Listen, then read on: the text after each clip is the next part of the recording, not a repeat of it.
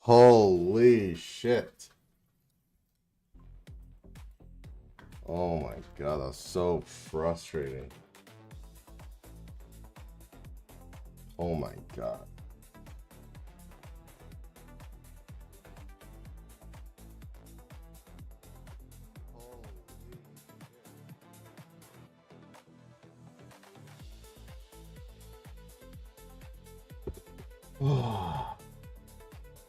There we go. I'm so sorry, guys. That was yeah, that was really annoying. Like, yo, what is this? What is this? What? Remove. Text GDI. I don't know what this is. Text GDI. Remove. Can't. Yes. Okay. Okay. Perfect. I just need a. Wait a second. Is that working? Oh my god. I need to wait if someone on YouTube will chat. Then I can. If that, I don't know how that fixed it because everything was broken for a second. So let me just post my stream. Then I will get everything started. There we go. Community videos, bang. Post it here. Post highlights, bang. Anonymous, bang. All right, cool. We're back. We're live. Everything's good. We figured it out. I'm sorry. Holy shit. Oh my god, YouTube is YouTube. Oh my god, it's working.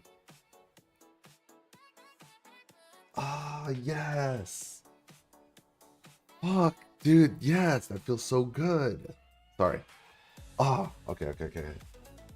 Let's let's do the thing. Yeah, there was it was no. Good morning, Mazda. And no, Wux, I'm not drunk, bro.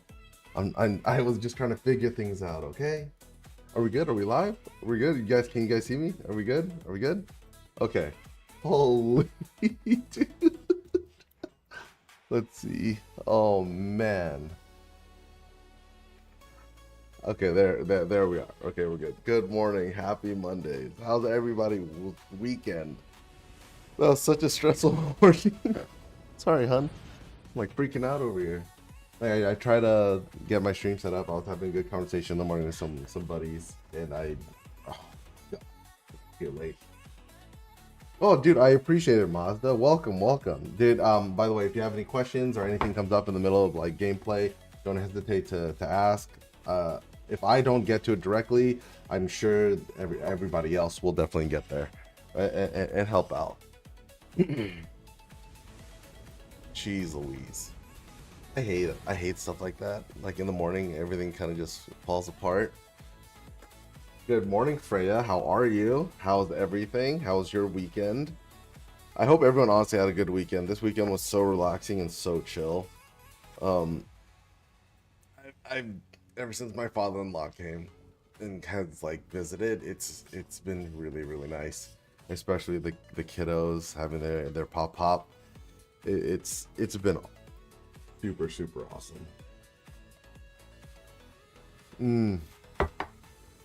So there is something I do want to bring up. I want to wait till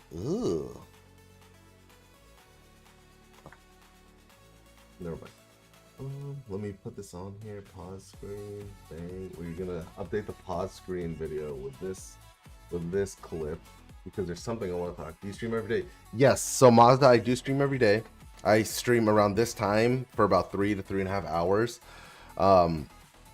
I normally don't stream at night, and I don't stream on the weekends. I keep those times specific to making sure I'm with my family and my girls. Also, if I do end up streaming at night, actually it's specifically for this event, for Battle of Realms. I do shoutcast these events. I do an unbiased opinion and a play-by-play of all the players that are registered. So it's really cool. Whenever this event goes live, it says invitation stage is till the 19th, so the end of this week. And I'll be doing every single game as they come up. And I appreciate it, Mazda, because dude, honestly, I get blamed for it so hard. Because I believe me, I do want to be able to stream and do all these things, but I told myself, one, when I first started this, I wasn't sure what this was going to turn into, and two, I promised that I wouldn't allow myself to get consumed and forgetful of like my priorities, right? Because let's all be honest about this. We play a game that can literally suck hours of our life away. And whether it's this game or it's another game, games are really good at doing that, and I don't ever want to fall back into that again. I neglected my family at one point for too long, and I can't. And also, you may not know this because I told the stream this a long time ago. On multiple occasions, I had played myself into sleep deprivation, so I don't want to do that again. Yes, I do have a disc. My Discord is actually linked in the bio. Here, oh dude, I can actually post it in the chat now. What the hell? Everything's working. I'll put a link in for my Discord. Here, let me put it right here. Welcome, bazinga. Boom. Oh, okay, here, let me put the Discord in chat right now. Switch chat, bang. Wait, what? First ad? What do you mean? I got an ad? What? I don't like that. How did I get an ad? Okay, oh, also, Mazda, it looks like you're new here. I don't know what I'm doing. In the sense of I'm not sure how any of this works. Or I'm not sure. Good morning, Caleb. How are you? I'm like learning things as they go. So when something new comes up, my chat is very good at letting me know. And I appreciate them. So we figure this out slowly but surely. I'm an absolute boomer when it comes to this stuff. Oh, sweet. Okay, cool. Let me see. Once you, I posted it in thingy for you, by the way. I posted it in Twitch chat. So just click that link. You should be able to get in Discord, and my mods will give you your roles automatically and come and hang out. Normally after the stream, I do stream there, but just no pressure. Talk to everybody, hang out, answer any questions directly. Whoa, this is so weird to see everybody's chat in one place. Honestly, it's really cool. How are you doing, by the way, this morning, Caleb? How's your weekend, brother?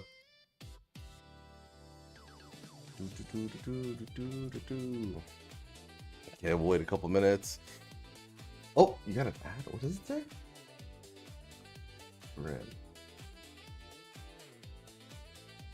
Oh my gosh, this is so weird. It's like it's showing me everybody's chat, and it's honestly tripping me out right now. Oh my gosh. All in one place. Grim. What does it say? Ads give Twitch partners help. They get people subscribed to go there. Oh, sick. Dude. That's so cool. I appreciate it, Grim. See, look. Positive first-hand experience. I have no idea what I'm doing. Oh my god, dude. You know what? A pool does sound nice as hell right now. All right. So now that we've started, man, this week or this past week was kind of crazy. I did a fitness exam for something that I'm doing in the future. I will, as soon as I get more info on it, I'll let you guys know, but it's a super cool surprise. It was really tough. It was the first time in my life I had run, was it 5 miles? 5 miles, dude. And I paced out a 7.5 minute mile. And mind you, every day when I run, I only run about a mile. And I try to pace out an 8-minute mile. But when like shit's on the line and pressure's up, I've like pushed it. But it was rough. It was rough. I don't know if you guys have ever run a 5 miles straight. That shit is not fun. It's not cool. Like, I look like a fucking hog, just like. And the crazy thing is, when I ran 5 miles, I didn't drink any water. I didn't stretch. I just got on it and and I ran, dude. Wait, oh, yeah, it was kind of crap. Finishing BGs to get legend rank in both modes. I made it. Oh shit. Okay, let me get coffee and let me. Is it the new season? Okay, let me get. Ooh. Who the fuck is that? Hold on, someone is in my house. What is that? Oh, oh yeah. Okay. Let me just put this here. This is lined up, to be honest. We're gonna see. Regardless, I'm gonna leave this here. This right in our faces. Boom, boom. Okay, this is the pause screen. Let's do this. Let's go here. Oh, okay, and oh shit! I clicked the thing. Fuck. Okay. I'm an idiot. I'm a fucking retard. I don't know how many times I've done this. Okay. I'm going back. Okay, so now that we're all here, everyone that's in my Discord has seen this. I'm just gonna share this with everybody. Let me put this up. I made an announcement for everyone on Discord, and I don't want to talk to you guys about it. What's up, brother? Good. So, yeah, you definitely have. What's up, brother? You wanna say hi to our stream? Yeah, what's up? Yo, okay, so this is the stream right here. Oh shit! I'm gonna put up the stand-up desk. What's up, people? I'm playing Diablo Immortal. Oh, it's dope, dude. Holy shit. Yeah, just have a few people there. We just started in the morning, just stream for a couple hours, hang out while I'm doing whatever the fuck I'm doing. But it's a trip. It's a weird. You play video games? I play with my son. Oh, dude, how old's your kid? You don't have to say anything. There's people here. My son's 4 years old. We play a lot of Minecraft and stuff like that. Hell yeah, dude. Lego Batman. Dude, that's the move. That's the move, dude. Do you stream at all or no? You just fuck around? I do not stream, but my son watches a lot of streamers in YouTube and stuff like that. Oh, that's sick. That's so sick. Yeah, I just started streaming, so I'm really new to it. But we're kind of getting there. We end up getting partner and affiliate all within like 3 months and doing all this shit and setting it all up. I don't know this right here on my OBS. I don't know why this is here, and I don't know how to get it off. That's how bad I am at it. Like dealing with like the chat and talking to everybody as things come up, it's super weird. But right now I'm going over an announcement that I'd made in like this Discord for my community, and it's only been up for a week and a half, and I think we're almost at 200 people inside. And I made this video for this game that we play, and now I have to tell them I'm pushing that shit back. And it's disappointing because it's a really important video that has to be released, but for the sake of like making sure that the effects of this video are actually executed, I have to push it back and I have to make another video before. Okay. You know what I mean? Yeah. So, oh well, that's the announcement. I totally cucked you guys on this video, but yes, I have to push this back another week. Blame him for it. We were together in your sync, man. Thank you, man. I appreciate it. So we had some people come because we had issues with the sync. But I had made this video, and I had made this announcement in Discord, and it was really important because this video was going to talk about this wasn't a clickbait bullshit video. This video was specifically aimed and tailored towards our community, the PvP community, and it would affect the PvE community because of basically anything that happens with either side, there is going to be a ripple effect.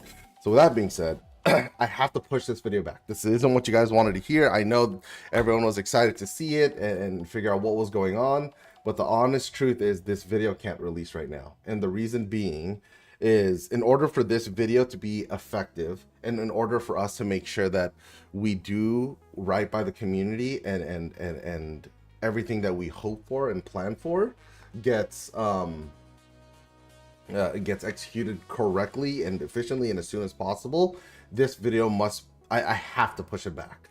You know, it sucks and it's not what I want, but trust me, the video that I'm going to release in its place this week, I will start recording today after stream, and I will get it done as soon as possible. I'm trying to get it all done today, maybe tomorrow, right?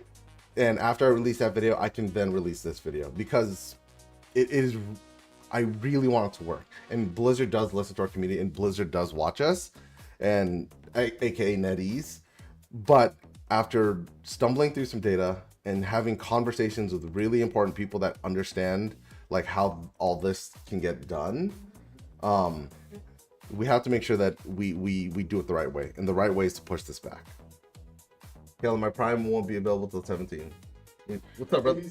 Wait, what happened to the thing? It's just hair, yeah. Oh, just hair. I wonder. Shave your dummy. No, Yeah, dummy.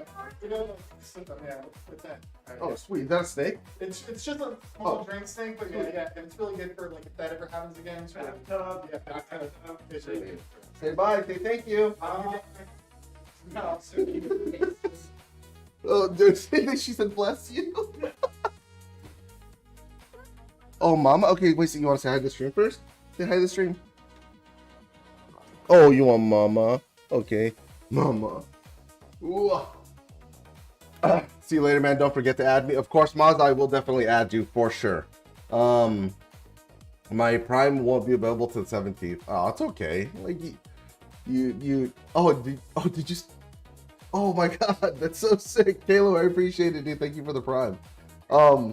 Yeah. So I know this is a video you guys want to see, but again, I promise you, the video that comes before this, after talking to people and getting all the information I need to make a good video, a real video, it's gonna be so good. I promise you, it'll actually it will get you guys excited. It'll get you rejuvenated about the game, and it'll bring more hope to everything that we're doing, and hopefully another light at the end of the tunnel.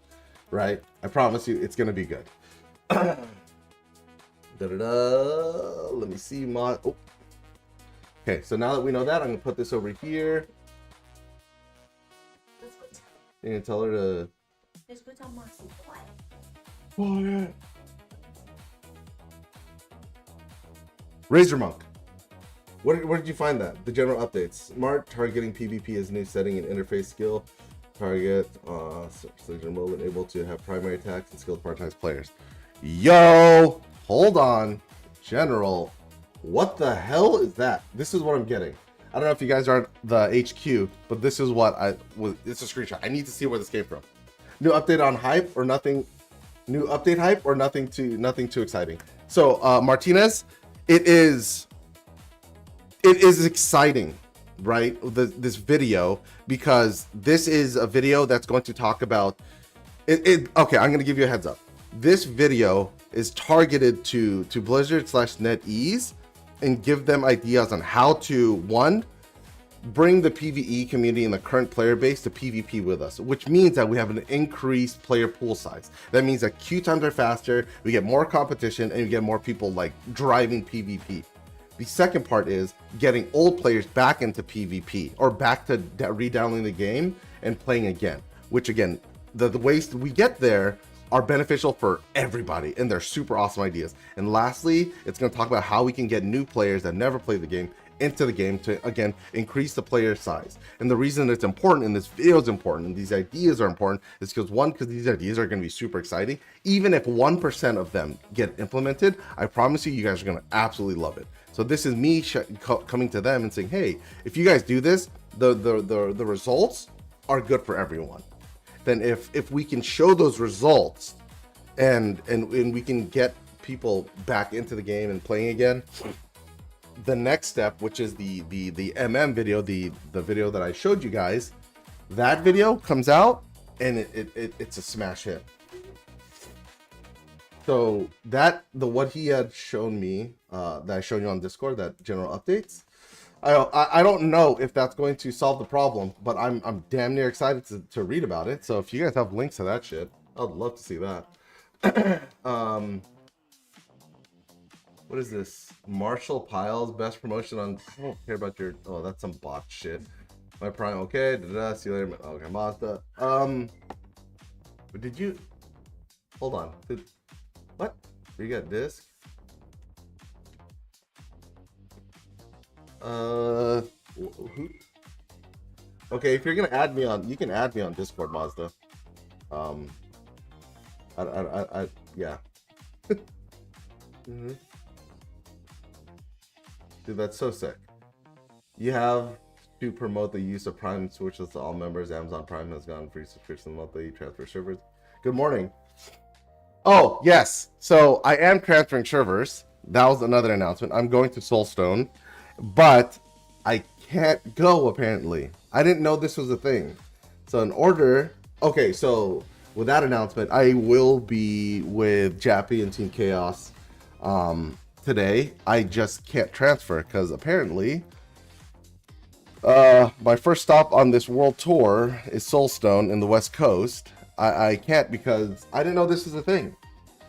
1544 is the max Paragon, and I'm 1545. So the question is, what do I do? You have to promote these Prime Switch subs. Okay, so Prime Switch subs, all members, Amazon. Okay, so if you guys have Amazon Prime, again, I don't know if I'm saying this right. If you guys apparently get a free sub or a Twitch sub, you guys could use it on me. That'd be cool. Like, that'd be super helpful. That'd be awesome. I appreciate it if you guys can. I thank you, Caleb, for being my first my sub. That's fucking sick. Hi, baby. You want to say hi to the stream, or you want to watch? You're gonna watch? Okay, it's okay. She's just gonna watch. She's not in the mood today, guys. What's up, Alex? I'm going to Soulstone, but okay, maybe you guys can answer this question. It says that the max Paragon is 1544, so that means I can't go over there right now because I'm 1545. So does that mean I can't play or I'm stuck? Or do I just wait till tomorrow, or when do I do it? Like when does it make sense to do it? Is what I mean. Ooh. We got an announcement from Blizz about the update. Might as well go over it now since we got shit to talk about. Yes, so Alex, I'm gonna go with I'm gonna play with Team Chaos at on Soulstone. Do you know if you need to spend all BP before transferring or you lose them? You know what? I don't know. And how about this, Razor? You will find out firsthand, because if I get shit on because I didn't spend it all, then it's on me. I won't let you. I won't let you guys be the guinea pigs to find out. I'll be the one. We'll figure it out together, dude. Check Discord. Boom. Check on the server in the cluster. Wait the transfer and don't level up at all. So I don't level up at all. So I did check the other servers in the transfer queue. Let's see. So there's like Triune and all. What is it? The Triune and all them. They are at. Let me see. Triune. Yes, they're at 43. So the closest one is Soulstone, I think. Yes, Soulstone.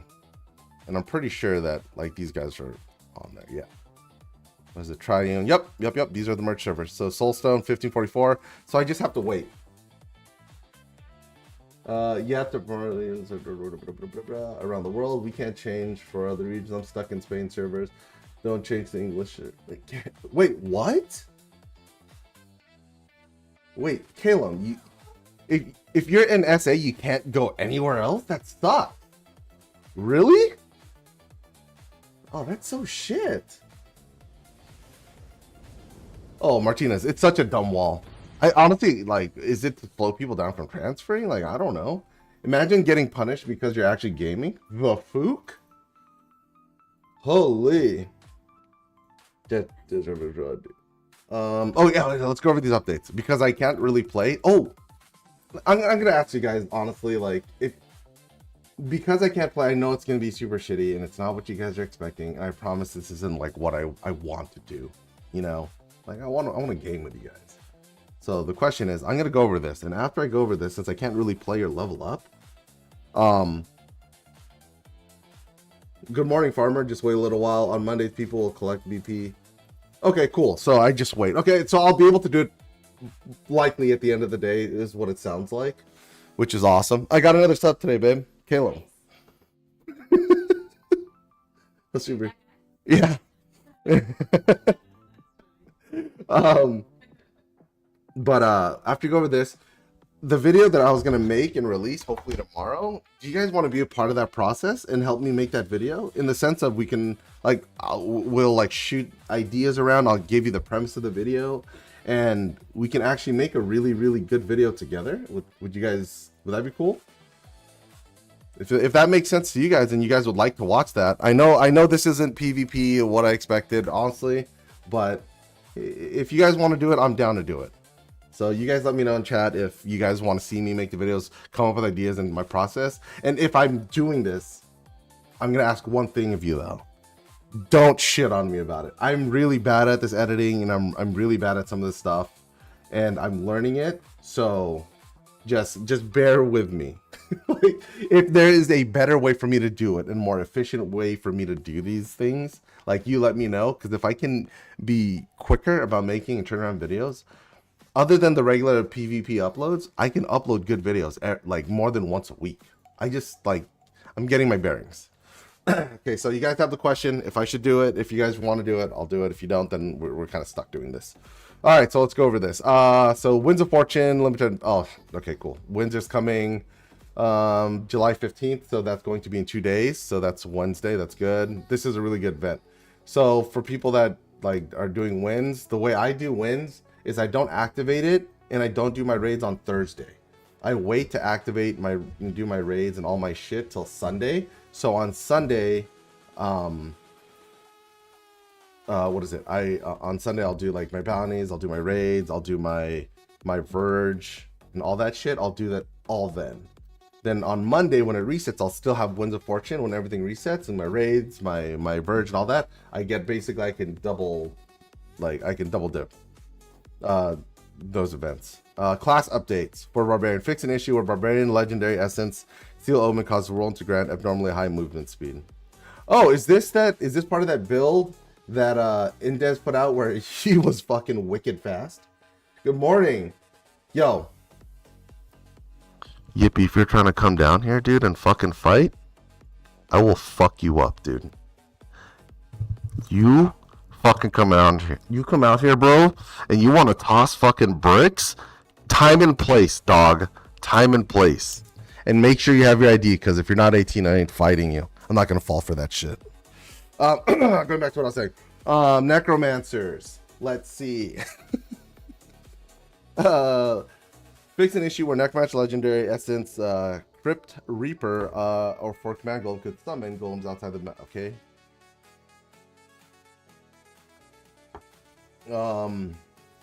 Let's see. Fix an issue where Necromancer Legendary Grave Master or Command Skeletons could try to interrupt it on certain seconds. Okay. Warlock. Oh, Warlock UI improvements? You're not gonna fix fucking Soul Gorger? Yo. Oh, dude. Look what he put. These fucking gats. Like, dude, I'm gonna tell you right now, Yip, you challenge me, though I know you're memeing, is like enraging me internally, dog. Oh my god. I hate that it's affecting me this fucking much. I weigh like 300 pounds. I'm a sumo wrestler type shit. Oh, dude. You give me one chance, dude, and I uppercut one of those titties, I promise you'll be fucking out for the count. Fucking blah, dude, right on. Ooh, just get one. Oh, dog, you're done. You're toast. I'm gonna make that titty squirt out jelly, boyo. Get them mommy milkers toasted. All right, sorry, dude, you're getting me distracted. You're getting me all fucking hyped. Okay, let's see what they said. Soul Gorger management. Add an additional nameplate for Soul Gorger. I think this is fucking cool. This is awesome, especially now that it has because it has a life total, and managing that is really good macro. Which is cool. The new UI elements are okay. That's cool. Respawn timers and devour. Oh, so it keeps track of all the effects. The respawn time. Oh, that's really good. That is actually super good. When Soul Gorge is beyond a certain distance, it will leave the screen's range. It will track and display. Okay, that's cool that it shows you this. But how about this? You know, let's go do this. Let's fucking Blizzard. If you're watching this, you little creepers. Let's see. How about this, Blizzard? Let's do this. How about if we'll edit this? Let's mark this shit up. Let's mark it up. How about this? This is the first thing I want you guys to fix.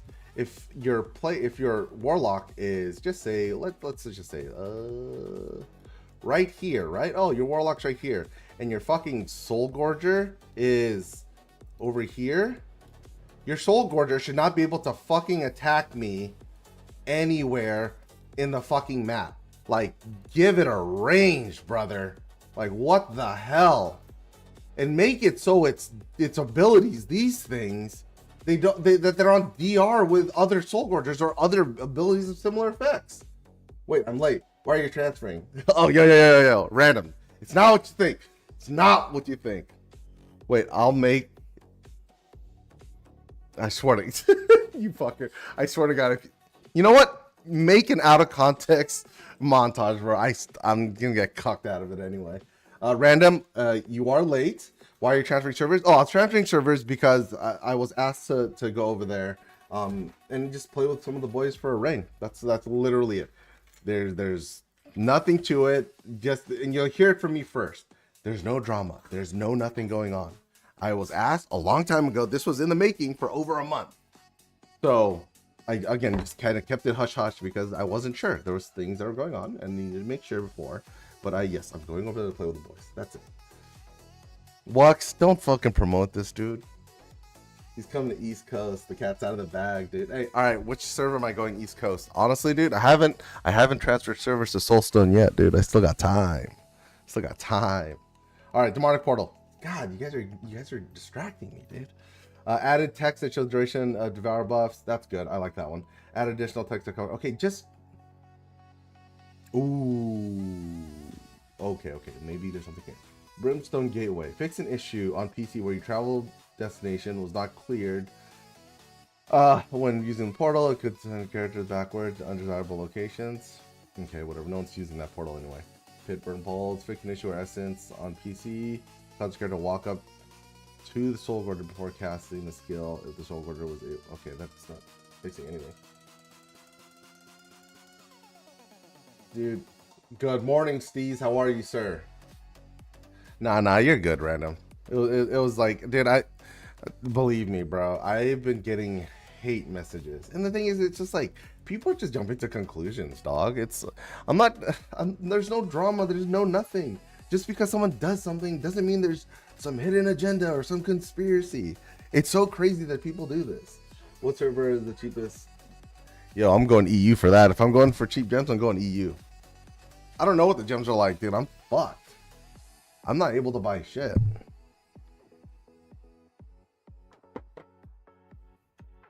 Warp strike fixed an issue that caused the entry of the report to not appear when... Okay, yeah, that doesn't do anything. Alright, general updates. Smart targeting PvP is now a new setting in the interface. Skill targeting section on the mobile can now have primary attack and skill prioritized players. That's good. That's good. Now I want to see how it's executed. This is huge. Like Razor was saying, let's see if this actual change in PvP for like monks and classes that do damage distribution, if it does focus on those players first. I'm gonna test that shit out. Come to the Fallen. Where's that? Added a Herodric altar to Castle Sirengar. What the fuck is a Herodic altar? Whatever. War Games updates. Demon Invasion. Oh, no one. Okay, first of all, Blizzard, no one wants this shit. No one likes the Demon Invasion. Like, take those things out, please. And the world changers are so damn stupid. The souls already. Yeah, dude. And I agree with you, brother. Don't yell at me. I'm on your side, man. I'm on your side. I promise. No, they're fucking dumb. Okay, you guys just need to understand this. When you see these balance changes, don't ever, from here on out, don't ever assume that the place in which these things are coming from have anything to do with anyone outside of the China region. Just understand that. There's no reason, there's no evidence for any of you to ever believe that when you see shit like this, that has anything to do with the things that bother us. If it doesn't bother China, it's not gonna affect us. That's why I really cherish this community and the players that follow and support me. And the reason I make the videos the way I make them, and I'm not shitting on them, on Blizzard, NetEase, whatever. I just like to make videos that make sense and that affect the masses. And I'm not gonna sit here and be someone's fucking blowhorn just because there's something that they personally don't like. If it doesn't affect the community as a whole and it's not really broken, and or again, my thresholds, I'm not gonna do it. My voice and our voice as a community needs to be used in a very frugal manner, and it has to make sense. But hopefully this does fix it. Automatic PvP reward collection. What the? Based on player feedback, we improved reward flow. Automatic PvP reward collection previously needed to return to the matchmaking screen and collect rewards. Okay, starting with this update, you'll enjoy the quality of life changes. Yeah, I guess. If you don't have it, you'll receive it in the mail. Okay, there's literally nothing great. But you know what? I think we're done. So, hey, W. Abraham, yeah, cooking. Who's lowballing gems? Dude, I just need, I want to buy it. I need to buy gems. Normal gems are just too expensive. Freya, I left Town Portal about 2 months ago. Did you really? Why? Okay, Blizzard, screenshot this. Boom. Your pet needs to have a better range. Needs to have like 15 yards. There's no reason it goes further than that. Like, it's fucking bullshit. We've seen it. We've all seen it on stream. It's actual hot garbanzo. Soulstone. Boom. Damn it. Hasn't updated. If you guys can let me know, do I have to restart the game for it to update?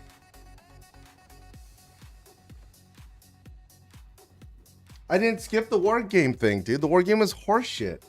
What do I want? What do I care about the war games for? Kellen, I don't know if you realize you're doing this, but when reading, you are lowering your voice and it comes out a little mumbled. Oh, I am. I don't realize that I'm doing it then. If like the audio is cutting out or some shit's happening when I'm doing it, I will, yeah, I'll fix it.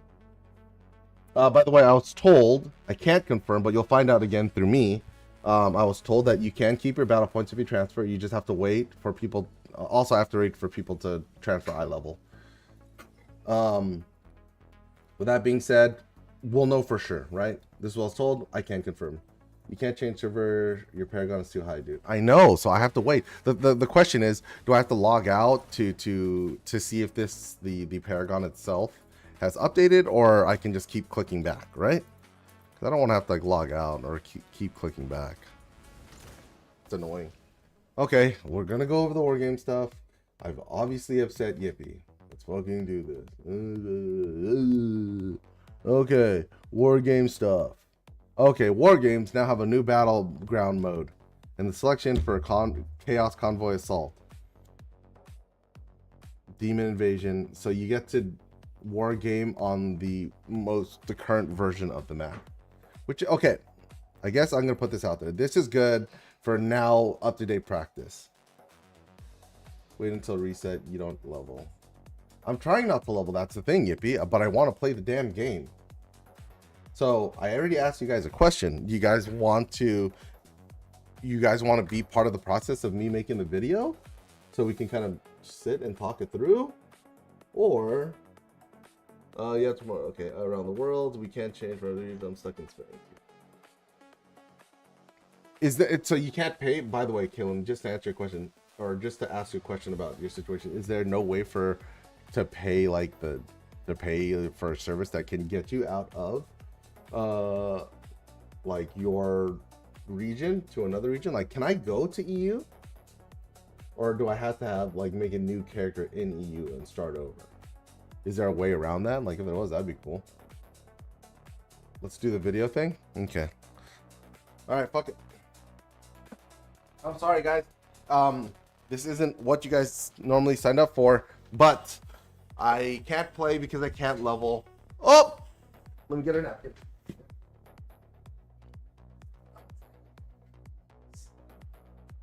Baby daddy, you're not in. No, no, no.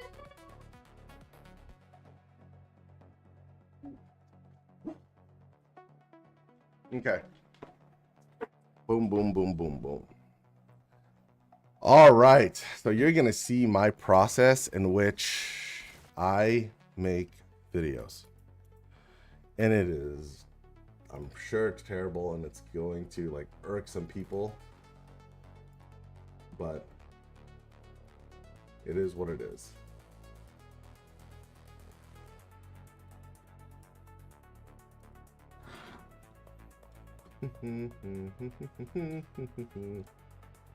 What do they say in general?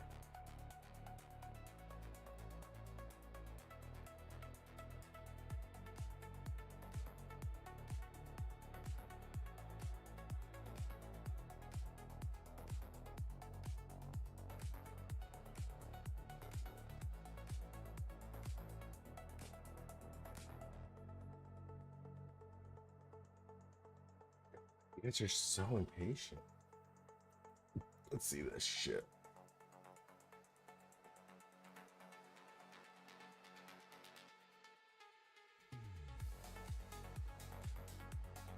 Boom.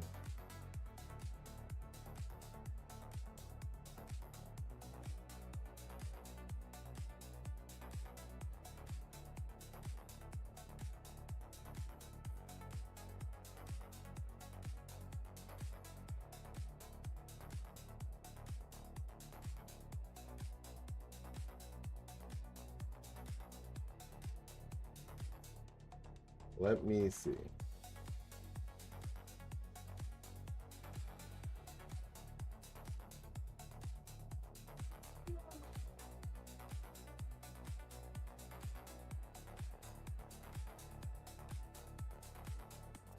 Oh yeah. So I guess my stream is it spamming? What do you mean it's going crazy? So it shouldn't be spamming or going crazy. So I'm looking at Discord right now. So this was 8:58. This was 8:57. Oh.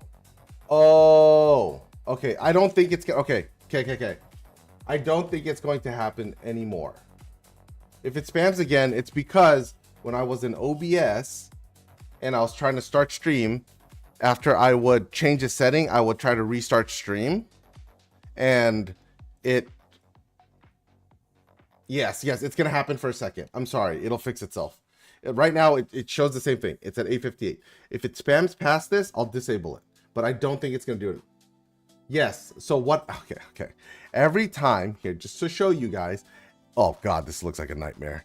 But every time I hit start stream, it will basically tell the bot that I'm starting stream, right? And it will send the message to the bot.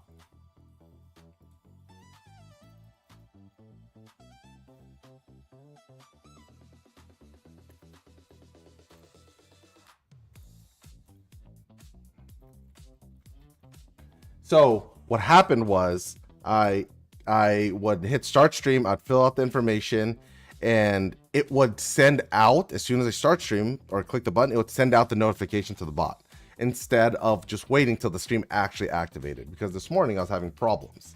It kept saying that there was an error. I just had to relog into OBS.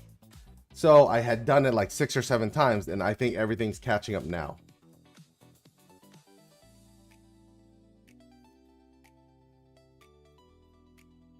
I appreciate that, Alpha. That's super awesome. You've been fucking great with like everything. Whew. So yes, I'm sorry that it spammed you. It wasn't supposed to. Hopefully it's fixed. Yes, it was definitely on drugs. I think it was definitely me. So now, going about the video that I'm gonna make. The video I'm going to make, let's see. Let's start this. Let's open this tab. Let's do this. This is my process. I need to name it. So the video, the goal of the video. Let's see. This is the goal of the video. The goal is 1, bring current player base, PvE and PvP together. 2, bring back players that quit. 3, bring in new players. Boom. Okay. It's for you, Yippee. So This is the video. This is what the goal is. Oh, sorry, the goal.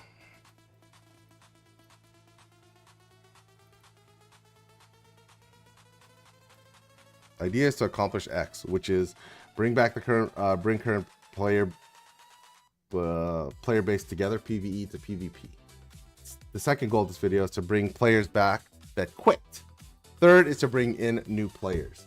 And the ideas to do that are what we're talking about in this video. And the reason this video is important, and the reason that this has to come out before the other one, is because if we can give them good ideas and put the and they can even do again 1 to 10% of what we put up on these videos, there will be it will give them a real reason to make changes for our regions outside China. And this is what I'll tell you, and this is why. I'll pull this up on, say, Diablo TV. Go to Diablo TV. Let's go to leaderboards, player base, global. Okay, so this is what I want you guys to see. This is actually pretty baffling to me.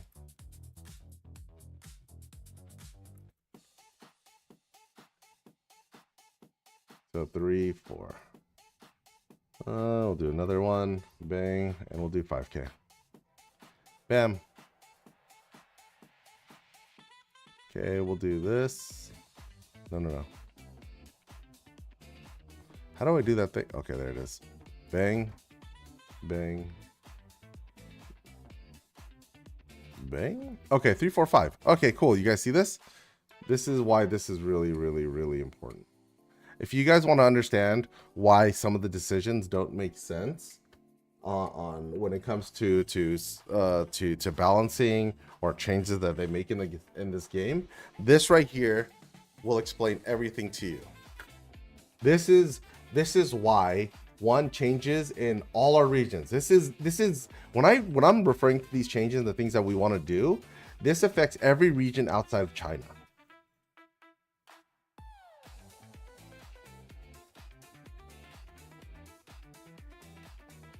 Lux, you son of a bitch. I'm pretty sure I already activated it. You guys brought this up a while ago. Let me see. I was actually just gonna go into my settings. This is how like rookie I am at this shit. Like I think I'm showing off stuff that I probably shouldn't. Okay, so let me see. You said you wanted to be able to clip, right? How to turn on ability for viewers to clip my stream on YouTube. Is that boomer? The shit that I'm doing right now? So I go to YouTube Studio. All right. I'm going to follow the directions here. Bang. So I go to YouTube Studio. Okay. Then navigate to settings. All right. I'm going to settings. Milo. Settings. Then we're going to go to channel. We're going to advanced settings. Got it. Check the boxes. Allow viewers to clip my content.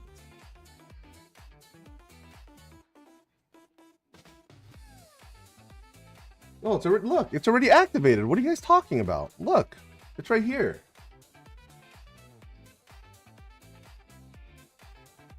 Oh shit. Let viewers hide. Oh, there. Allow viewers to. Look. I didn't even have to change it. It was already there. Yes, we want to be able to. Yeah, look. If you deselect this, viewers will not be able to clip your content. Existing clips of your content will be disabled. No, you 100% you can't clip it.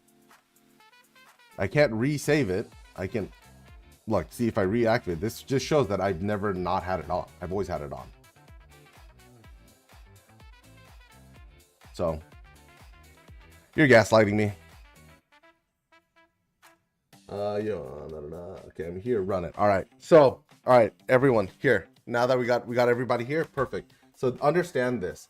We all want changes. We all want wonderful things. Okay, let me turn off this shit. My image. Nope. Gotta leave those on. Okay, boom. Let me explain this to you guys. What you're seeing here is a global player base that reach these ranks. So Legend at 3K, 4K, 5K. This is what Blizzard, this is what I see. This is what you guys should all see. No, not a lot. Maybe just can't do it on mobile then. Oh, maybe. I have no idea. So this is something that people don't look at, and they don't look at it enough. If you're looking at the total player base, Legend, all the people that run 3,000 rating and above, there's about 24,500 people in every single region, right?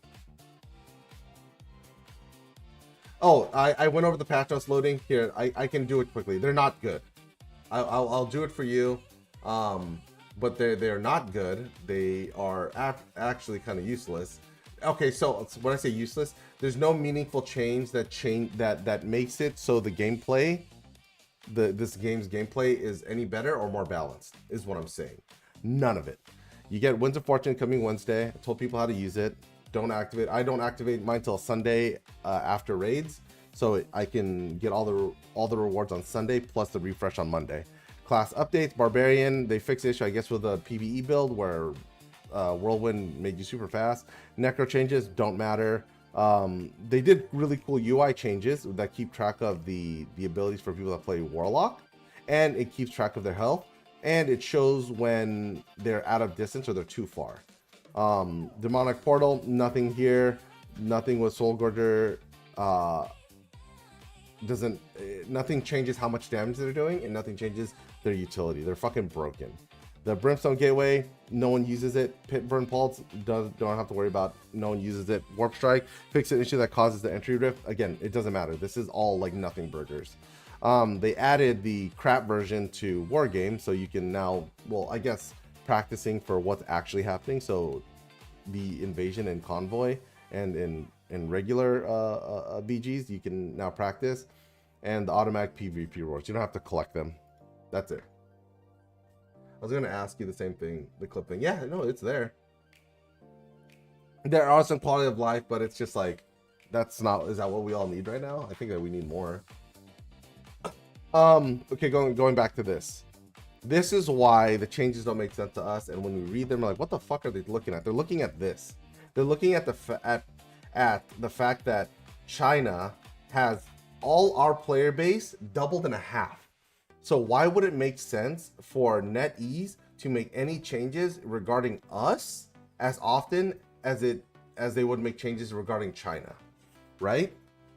If China is our player base times 2.5, of course they're not going to list those. Of course, the things that all these changes they're going to make are going to be based off China, and our player base isn't large enough for them to look at us as real players. Look at this, like, what the fuck?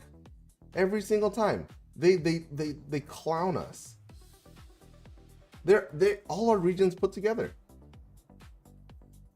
So with that being said, that's why changes don't make sense.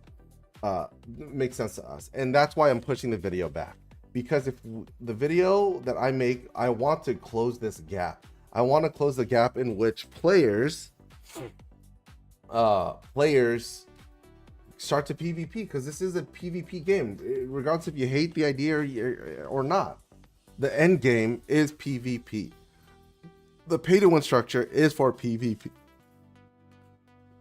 The PvE is not good enough to honestly pay into.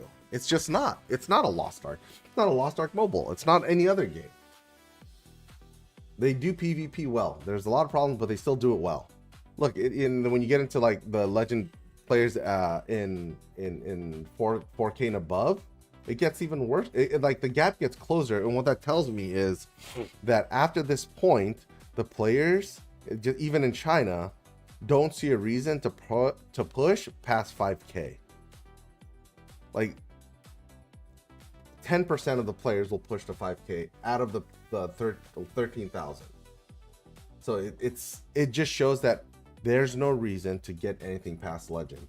And what this video is that I am making will be ideas on how to give these people reasons to push past Legend, past 5K, and give reasons for us to push to Legend, for us to push past Legend, and go past 5K as well, because I want to reward the people in multiple ways. The other part of it is I want a system that helps bring and close the gap for players that are like free to play, and that benefits free to play and people that are pay to win or pay to carry. Sorry, that's the term. It's pay to carry.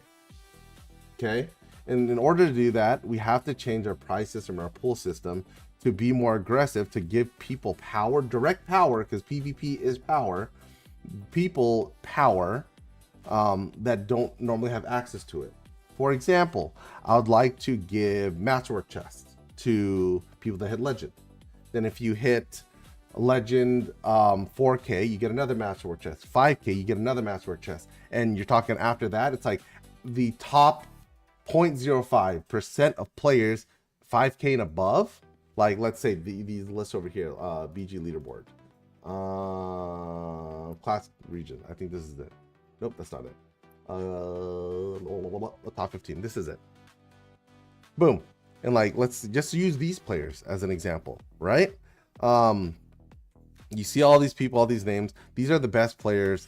Let's say it'd be 0.5, the 0.5% of each region, not just the players. So we'll just show China, because China will just smash everybody. So all the 0.5 players in NA, then the 0.05 players in EU, and then China will get a masterwork chest also that guarantees a 5-star in it, right? It's just like, it's good direct power, it's something worth working for. And maybe we add like gem power per win, or we add like pearls for every time you hit rank. So this is what I'm talking about. Like, if you were a PvE player and you knew directly you could get power from PvP, you would start queuing PvP more often. And it can be tied to a almost like a battle pass system that you don't have to pay for. It's mainly just a checkpoint system, like a Goldilocks Yellow Brick Road system. Oh, you got 10 kills today. Oh, you were on the idle for X amount of time today. You could make it so people are forced to play the objective. People are forced to do certain things that are actually good for PvP.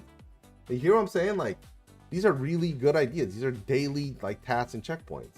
And like, oh, you get, you know, if you do all your checkpoints, you get 50 gem power at the end of the week, maxing 100 gem power at the end of a month for free, just for playing PvP. Like, that would be worth doing. Then you get the one pearl for every time you go up a rank. Then you get a stack of pearls at 3K, 4K, 5K, just like at certain thresholds, that so people get rewarded for playing, people get rewarded for excelling and being at the upper echelons. Then you can get into like the actual aesthetic stuff, right? Let's see. Let's Google it. No, let's just go to YouTube. Fuck it.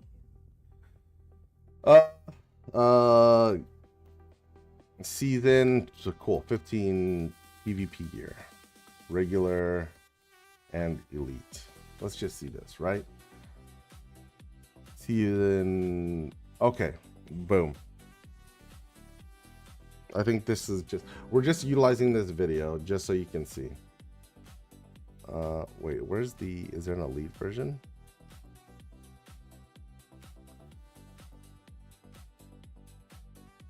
Okay, I was gonna ask you the same clip thing.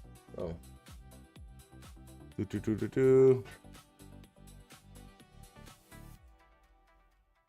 Do I have to like? Okay. Oh, okay. WoW PvP elite gear and regular gear. Okay, I just need to show.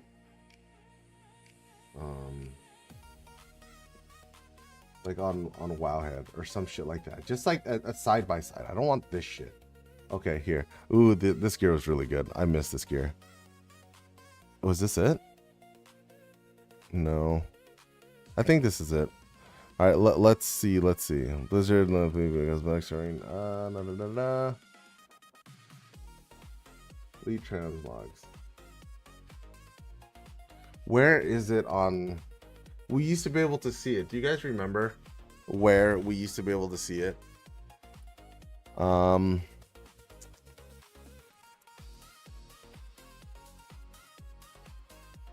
Maybe if I just go to all, and maybe it'll pop up somewhere. Wally PvP gear. Let's see. Oh, these are those shitty boosting services. Nice. Oh, okay. So honor gear versus elite gear. That's what it is. Honor gear, elite gear. Sorry, I'm like, hey, I'm just trying to show you a side by side of what the difference is aesthetically and what would like bring people back, right? Like if or would get people to queue again. So let's see. That's not right. Let's just see if they actually did this correct, because this would be a complete and utter fucking lie. What? Okay, that's garbage. Okay, like dumb posts like this. Don't be a dummy.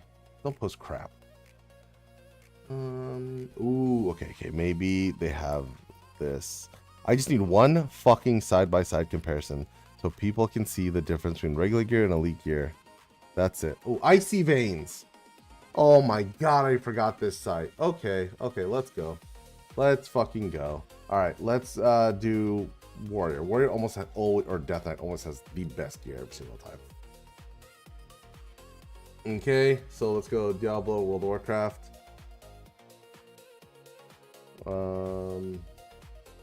Tier list, classes. No, season 1. Where's the shit? Because you used to use Icy Veins for codes for this all sorts of shit. Midnight tier list. Oh my god, they just like went crazy with this. Okay. Well, where? Okay, wait. Oh, this is perfect. Okay. There we go. Transmog. We found it. I found exactly what I was looking for. Let's go. Armor sets.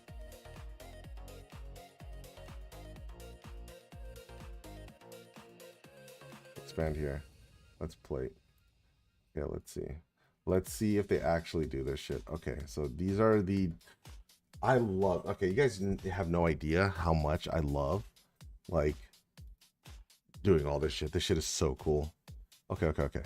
So these are... I'm going to give you guys examples. These are armor sets that you can get in World of Warcraft. So you have, for example, Death Knight has the best character models. So I'll give you something really cool.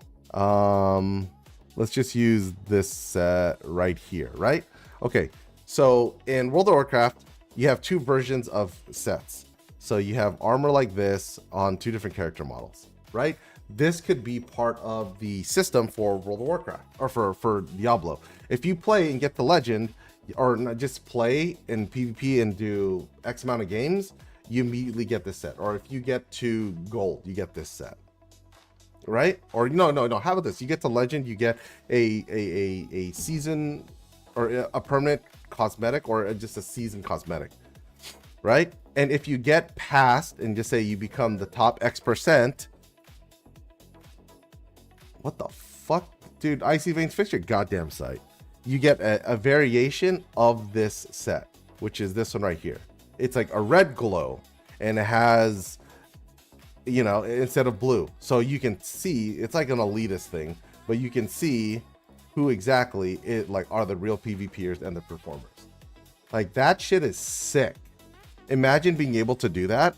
That'd be so dope. And you can do that for all your classes, right? Oh my god, I'll show you. My favorite ones are, my favorite classes are Paladin and Warrior. But those sets are the best armor sets. What the fuck, dude? Icy Veins, if you're watching this or you guys, anyone knows who's managing the site, tell them their site is shit now. It used to be good. Okay, so oh yeah, like look at this shit. This is so sick. This is such a good side by side. So this was the normal gear compared to the actual elite gear. Like what? Like the normal gear looked like this, and the elite gear for performing looked like this. And anytime you saw these people with this gear, you're like, holy shit, that guy looks cool as fuck. And again, they could just do so many different, like they have so many ideas. Their design team for skins and for transmogs they're crazy good, and they're not all. Every season's not going to be good. Like there's some really bad ones, but like there are some really good ones. For example, here for which one's one of my favorites? Actually, this one is probably my favorite one, but it doesn't look good on the male humans, so I'm not gonna show it to you because it's ass. Let me see if they have the actual warrior one. No, they don't. What a bunch of fucking goons. Okay, let's see if they have rogue. Ooh, this one's a cool one too. I think you guys like this one too. So for elite sets for rogue, like rogue is it's definitely one of my favorite classes.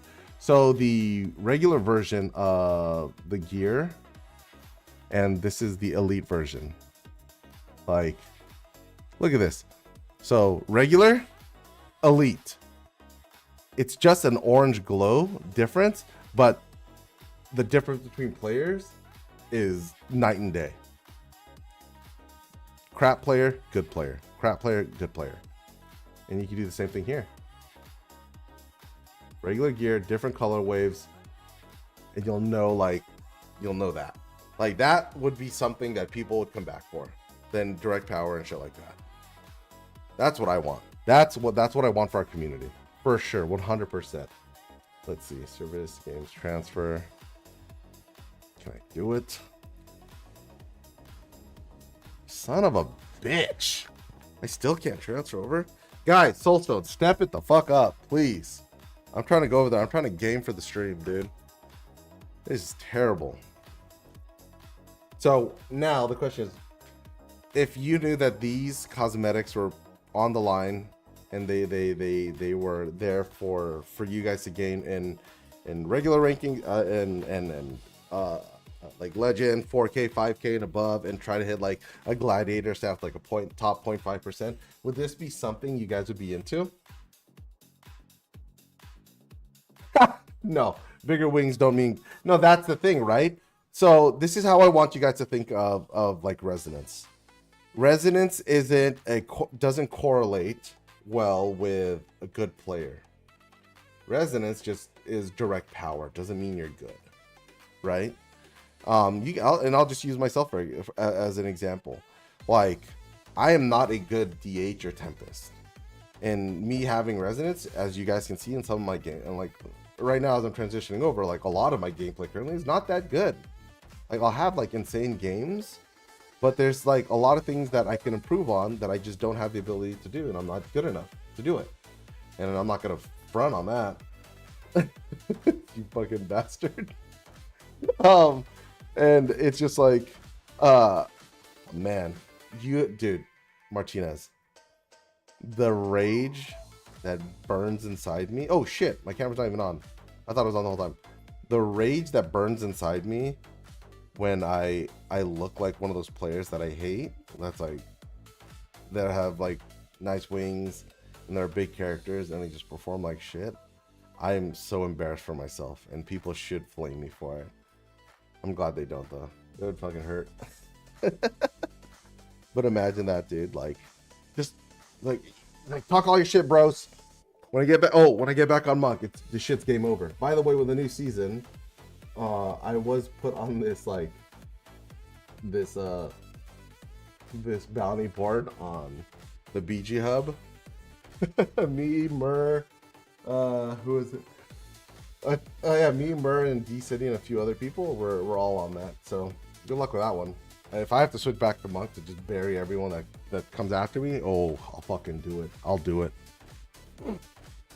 You guys won't know what's coming to you, I promise. But I want this game to grow, and I think all of us do too. It's now we just have to make sure that we actually do it. So the first thing I want to think about is talking about new or the reward system. Yeah, too.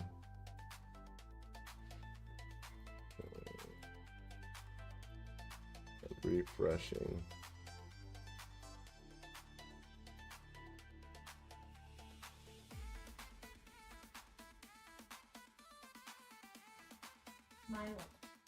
Oh, I hate being in limbo and waiting for this shit. Okay, let's see. Maybe it changed now.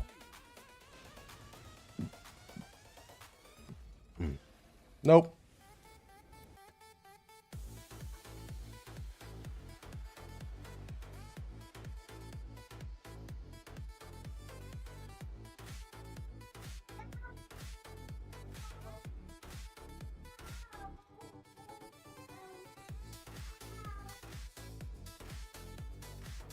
Yeah, I checked Rebel. So, what is it? Gid? I think Gid is 15. Yeah, the best one is gonna be Soulstone. 1543 on the other two, which is kind of shit. Yeah, I know. I want to. I want to hurry up and transfer over. I just want to. Honestly, I just want to get into the new fucking season. This shit's pissing me off. You know what, dude? While I'm here. Oh my god, I can't even do my. I was gonna say, okay, I'm gonna do my Hellside Brownies. I'll do my dailies and weeklies, but no, I actually can't do that. Okay, so let's just start doing this. Let's do this together again. I got distracted like a fucking idiot. Okay, so now you guys know why things aren't the way that we'd like them to be. This is the truth of the matter. We just don't have the player base for it, and I want to increase your player base, and I think this is where it starts. So to bring the current players together, create a system. Let's do this. Create systems that reward daily, weekly play. Right? The second thing we can do is improve rewards.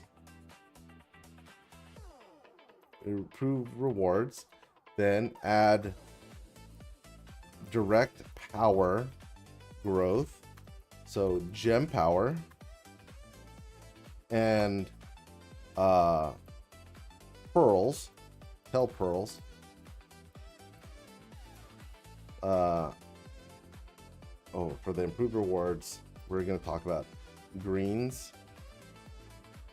We're going to add greens to and pickable sets. Pickable sets, greens,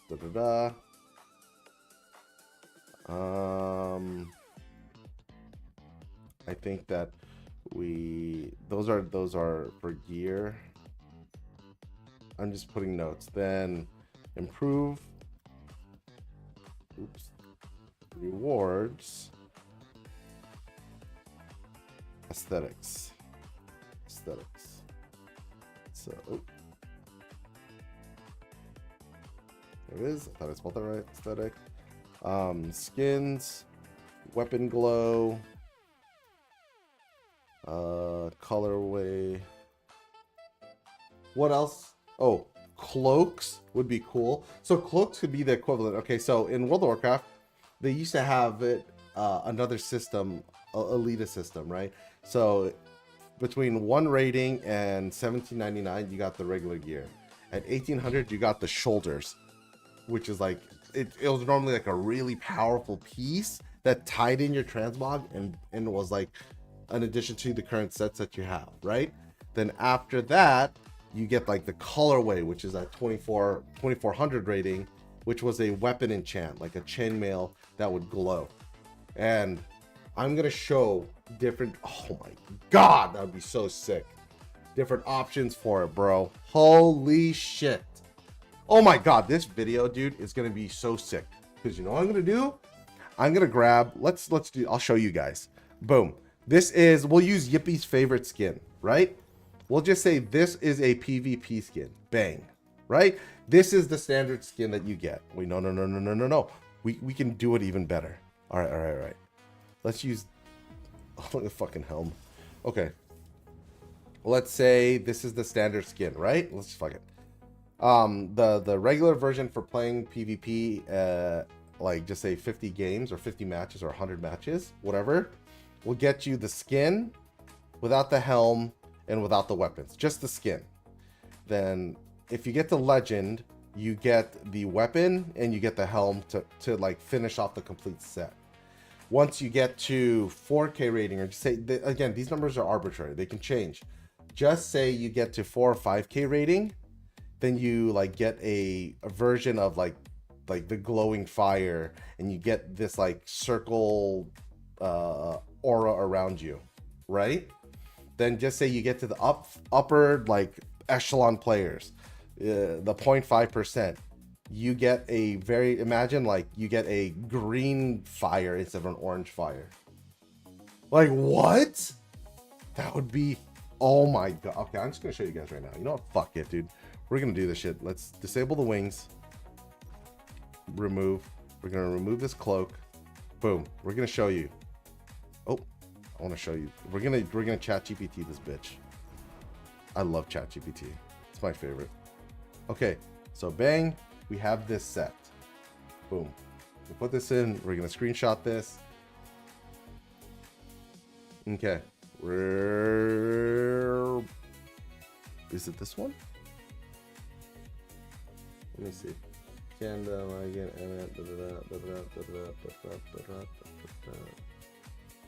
Okay, yeah, this is it. We're gonna go chat GPT. I don't know if change the color theme from orange to green. Fire and glow. How long ago?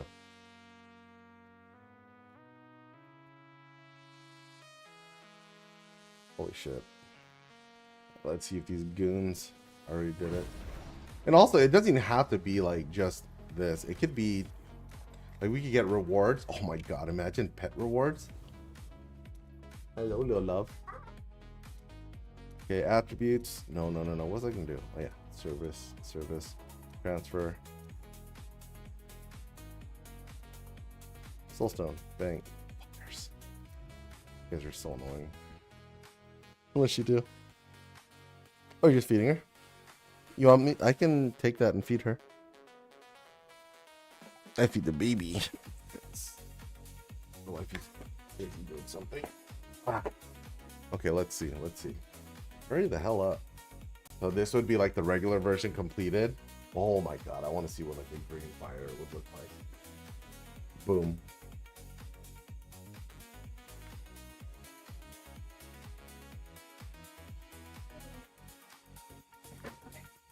Still change would be a powerful spot. I just want to show you something. Right?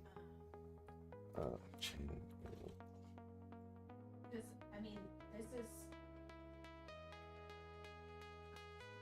fairly new. I want to say we can go Let's see. Boom, this is like an orange glow. Okay, watch this. Watch this shit, guys. Come on, hurry up! So there's nothing wrong with the What? entry. Like, I mean, Are you? You're telling me you wouldn't push to 5K rating for a green colorway? once you start completing work on your own, Let's go higher.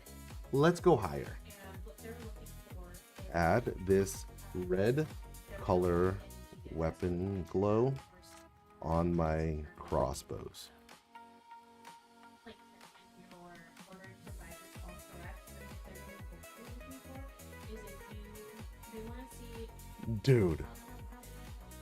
No. I refuse to believe that someone wouldn't.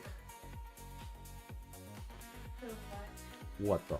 we just did like any sort of change to make it. Has, dude, boy, 100%, dude. Has to be green. And the cool thing is, it could just be green, it could be purple, it could be pink, it could be red. It doesn't matter. That's what, like, I'm telling you. Okay, so I was in a community in World of Warcraft where we would just hunt down transmogs and different sets so we can make cool. It's 100% insane, right? Look. Oh my god. And the elite weapons.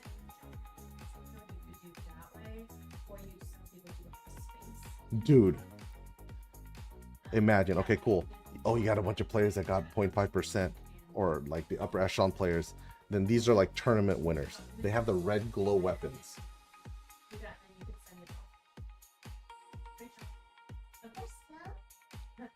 Oh my god. Oh, right here, baby girl. Come here. Woo-hoo-hoo. Hello. Where are you? Where's my baby? Oh, you are so scary. Are you ready? Big bite. Wait. Oh, you want to say hi to the stream? No? Oh, she's watching with her ate, her sister. No. I'd swipe my card. No. This. Oh, okay. That's fair. Like, how much I would pay to like increase my power and give myself a better shot at this would be crazy, dude. 100%. Like, this is what I'm talking about. And again, like, I love the cloaks that they have, right? I love that. But there should be cloaks for tournament players, and there should still be, like, these rewards are for rewards that, like, the gladiator rewards, the weapon chains that are permanent, all these glows, they are earned every season. So, like, you'll know who the has-beens are. You'll know who the people that are actually still pushing. And there's like different variations, right? So there's that, the red one is bloody weapon chain, then demonic green weapon chain, glow in wow. I forgot what it's called. There it is. There's a green weapon glow. Oh, there it is. Look at that. Oh my god, dude. Oh, there. Oh, here's the comparison. Bam. This was the red versus the. Oh shit, you motherfuckers. Wait, is nothing clickable? Okay, let's see here. Look at this. This is the red and green glow comparison. This is the red one, the green one. And it's like they have other versions of it. Okay, let's see. PvP elite weapon glows. Because they have like the primal ones, which is like a blue. Oh, there it is. Here it is. Here it is. Here it is. Bam. Look at this weapon glow. See, you have the green one, right? The green, the red, the green. You have like, oh, the dread flame, which is a purple one. Then you have the glow, the unchained, which is like this makes your weapon like dark and shadowy. Then you have the primal victory one, which is the like a purple blue glow. Instant. Oh, hello. Come here. Hey, I want to see something. Okay, I want to hug first. Oh, wait, you got cream cheese on your face. Hugs. I love you. Okay, can I see your dance? Oh, you're so cute. Ow. Did you guys see her dance? It's so cute. Okay, so now, like, we have the ideas. They have this all implemented in the fucking game. It pisses me off. Okay, like, oh, look at these weapon glows, dude. Like, this is sick. It's like this like astral glow that just enhances the looks of your weapon. Like, what? It's so good. Then the other thing is we have cloaks, right? Let me put on a cloak right here. And I'm just gonna let ChatGPT just kind of go crazy with it. Like, I love the PvE cloaks. These PvE cloaks, as soon as I get the gold one, it's over. I love that shit, dude.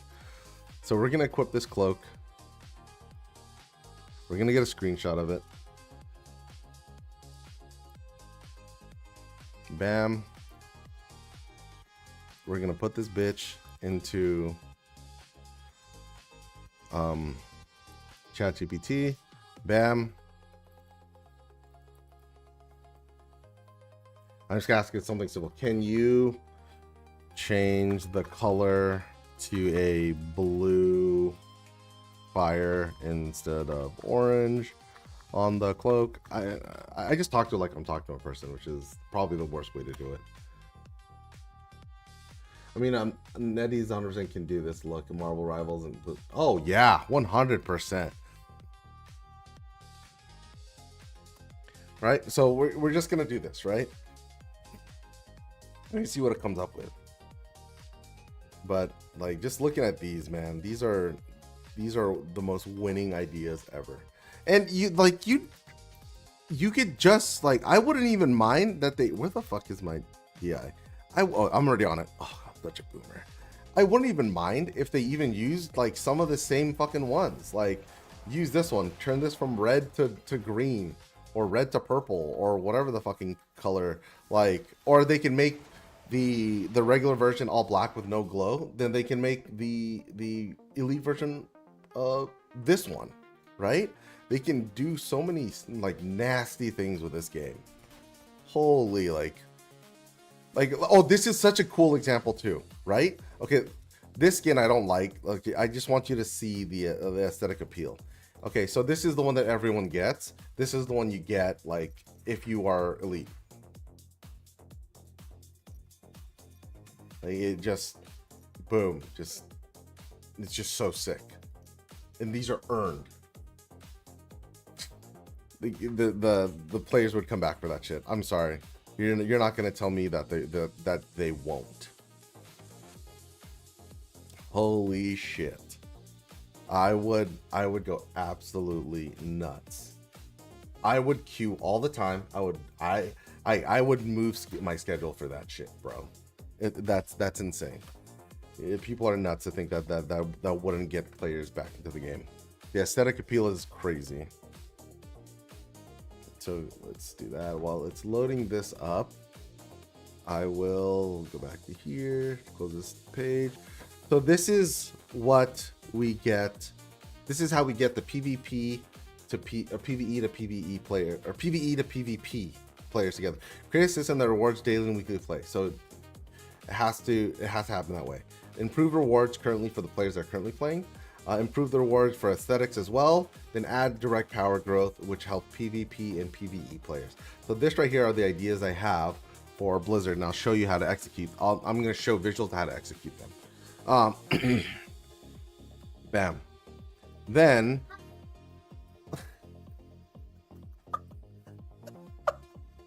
hi. I love you.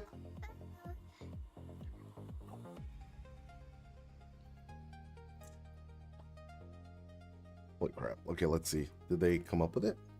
One last week. Speed it up, dude. Okay, now to bring back, I think in combination this can be in the same thing. Now it's like, what ideas would you guys have to bring players back into the game? New players, people that download, get access to a baseline character at 5K. We'd want to preface this that you would play BGs and compete against other baseline characters. So you're not running, you don't like log in, you get a free character to try for 30 days. That's at 5K, so people can experience what it's like. It's in tunes. That'd be a cool way to get people in as a promotion. Also, this can be shuffled towards other players that are currently in the game. If you guys want to see what it's like, it's just like, hey, it's enticing. Cool, I have a character at 1,000 to 2,500. I get to try this 5K character out for 30 days. Bam! Like, what the hell is that? Sorry. I get to try this character out to experience, oh, what would the future look like if I put a little bit more money into it? So I think that'd be an awesome idea. What the hell, dude? Okay, I'm just going to refresh and hopefully it fixes it. Like, that's bullshit. This thing way too damn long. There we go. Oh my god!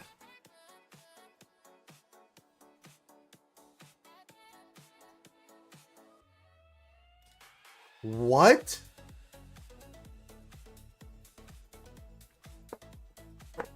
Tell me. Oh my god, Blizzard, please, please, please show us that you fucking give a shit. Kellen, in D3 we used to, oh, sorry, let me, hello, ooh, you got one more, you got two more bites, okay? You want that one? Oh my gosh, you want the big bite. This is a big one. Ow.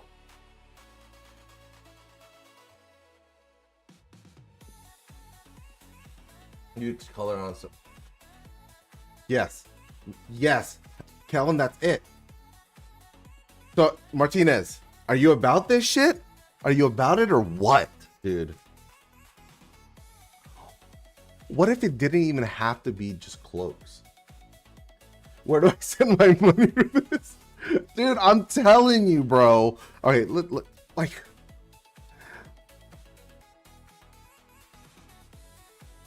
Okay, I need to know that I'm not alone in this. I need to know. I'm going to ask you guys a question. I'm going to go to the restroom because I'm going to ask you guys this question. And I need answers when I come back so we can talk.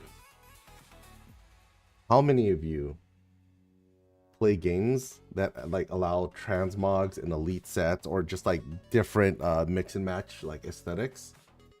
How many of you play games that have access to this because of that? For me, I'll give you my answer before I go. Before I go to the restroom real quick. Like 40% of me playing a game, and my wife knows this, is figuring out how to make my character look dope as fuck.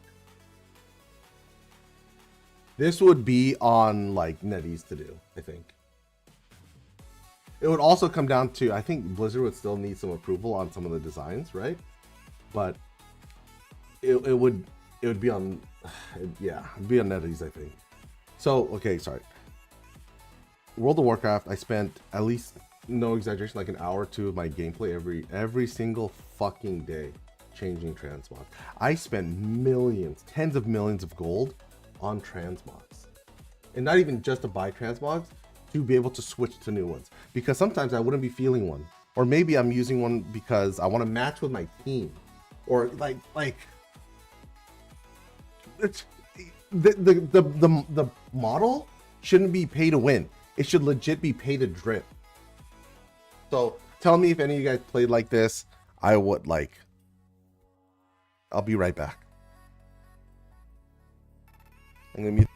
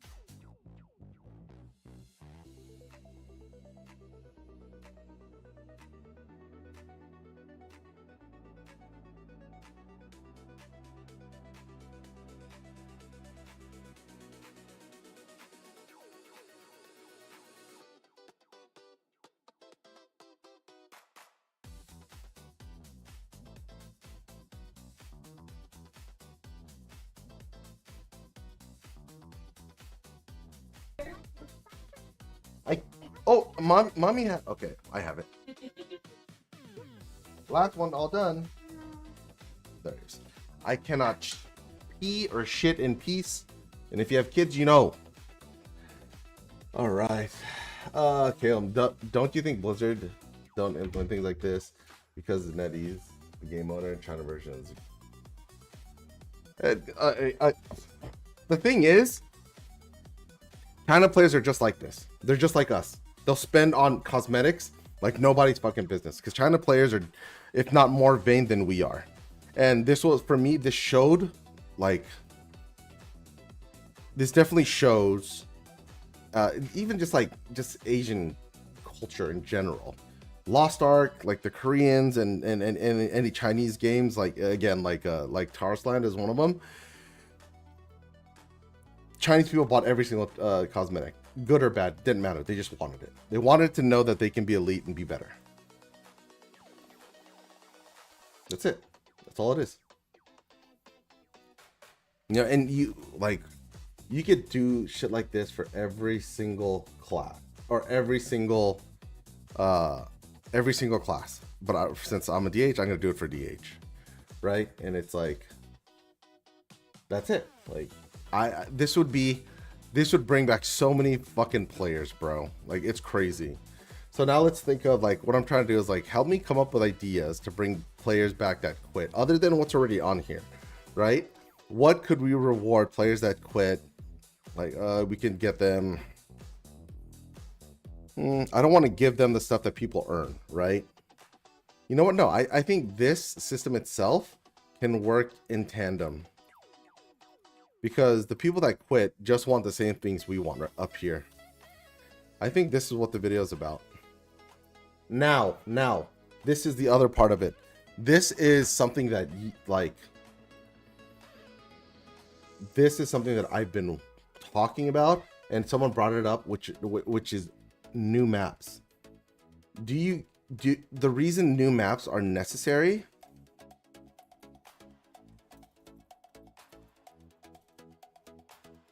Not, what is it? Escort style. When you run an escort style map that focuses primarily on the same format on both maps, it makes it one-sided for one class, one type of role, which are tank roles. And we've seen this. We see this all the time. We see it today currently. That the team that has more tanky style classes, so you have druids and now satyrs with a tank build, then goes BKs and brawlers, which are tanky because of their kit. Oh, got it. Is it clean? Got it. Can I get a hug?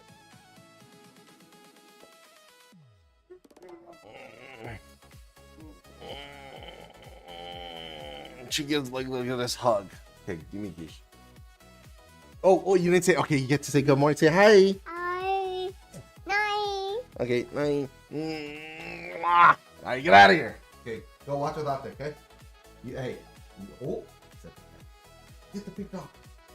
Don't let her get it.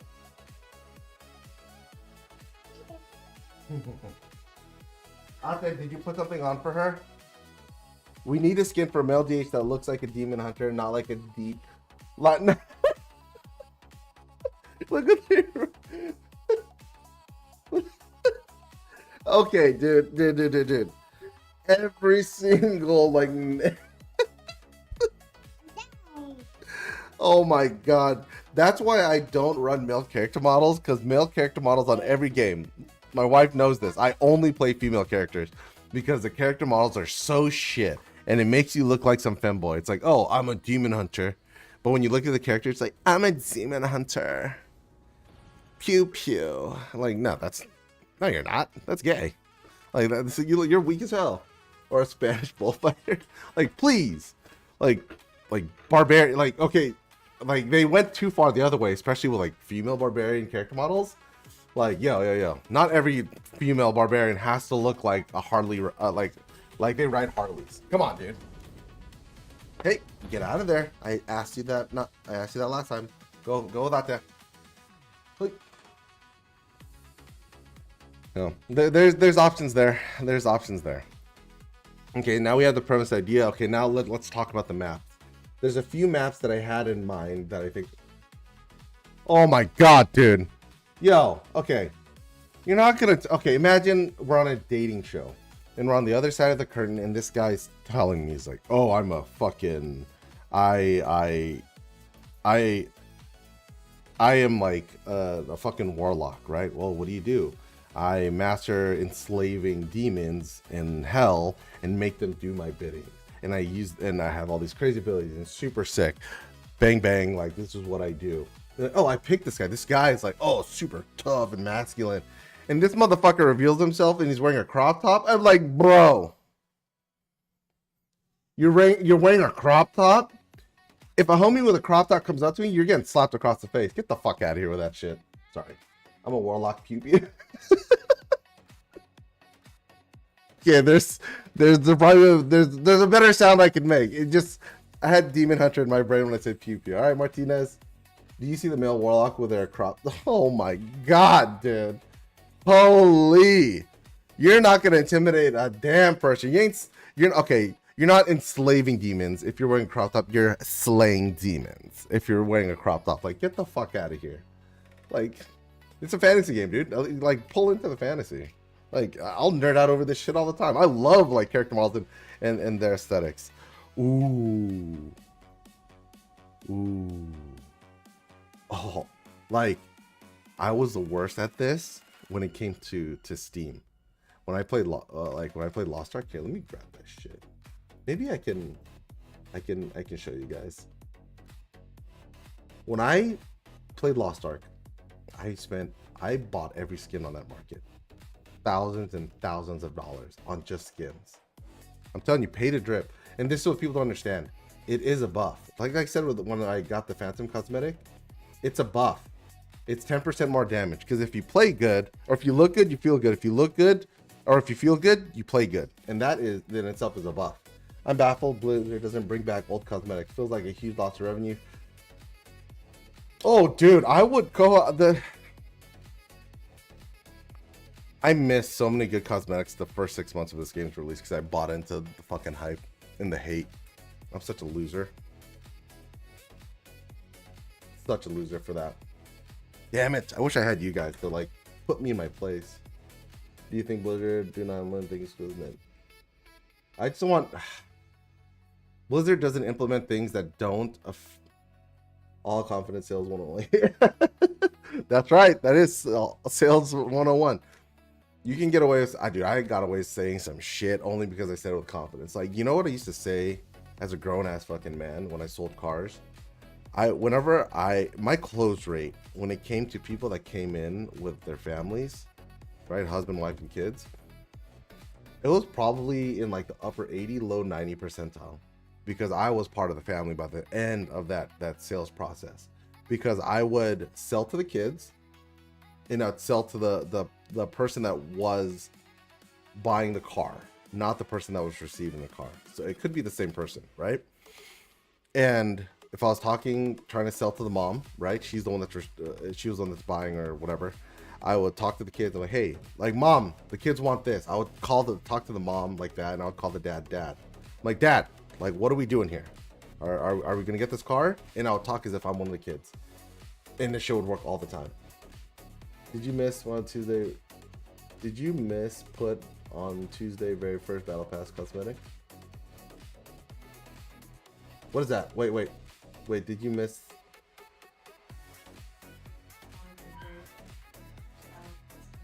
Oh, dude, yeah. I missed out on any cosmetics the first 6 months of this game's release loading. Yep, I'm a fucking idiot. 100%. And I think it was the first 6 months. Again, it's around there. Can I transfer now? Please. Hold on. Okay. Oh my god. Maybe I have to log out. Right? I'm gonna re-log in.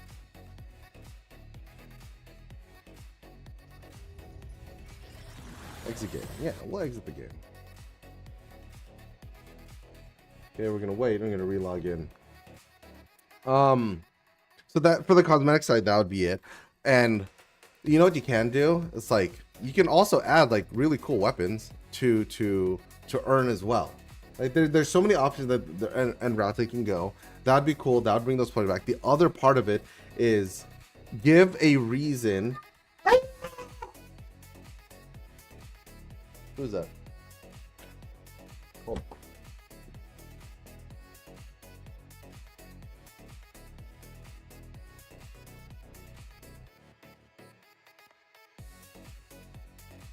No, I thought the door opened. They were yelling. I was like, who the hell? The other part of it, when it comes to like the power, like this is what I was thinking. You have a, where is it? Oops, we already got the color wave. Where the hell did I put that file? Is this it? Boom, boom, boom, boom, boom. Okay, I'm gonna keep this page up. It's this one. Sorry. The other part of this is what we can do for the battle pass. Where is it? System more system. These are just examples. E.g., 10 kills gets 1 pearl, or like 1 energy to a pull. 1 energy. 1 out of 10 energy per pearl. Right? And that can happen over a week. The other example we have is if you get a standing on idle badge is 2 energy, or 2 out of 10. 2 out of 10. Right? It's like we can tie in teaching people to play the game and playing correctly. Yes, love. Oh, I thought you were awake. Good morning. How'd you sleep? You sleep good? Yeah. Love you. Are you streaming? Yes, I am streaming. You want to say hi to the stream? Okay. Go. You want to do your morning stuff? Yes? Are you? 1 second.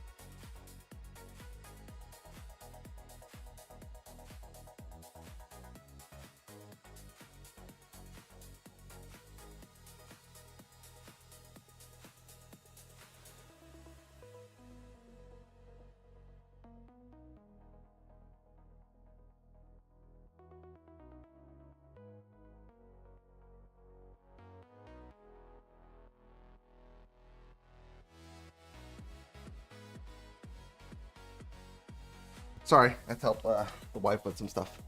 Imagine if they made challenge PvE rewards too, but gave a soft cap like Rezo, or like, oh dude, 100. I don't know why I put this on. 100%. So I'm just starting with PvP, just so you guys know. I do enjoy PvE if the content's good. And the thing is, I'm going to get to PvE and I have so many good ideas for it. So going back to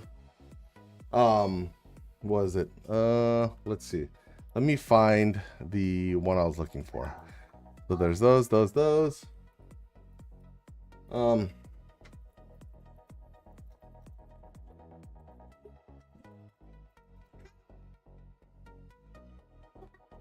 Here, I'm gonna find it on YouTube so we can watch this together.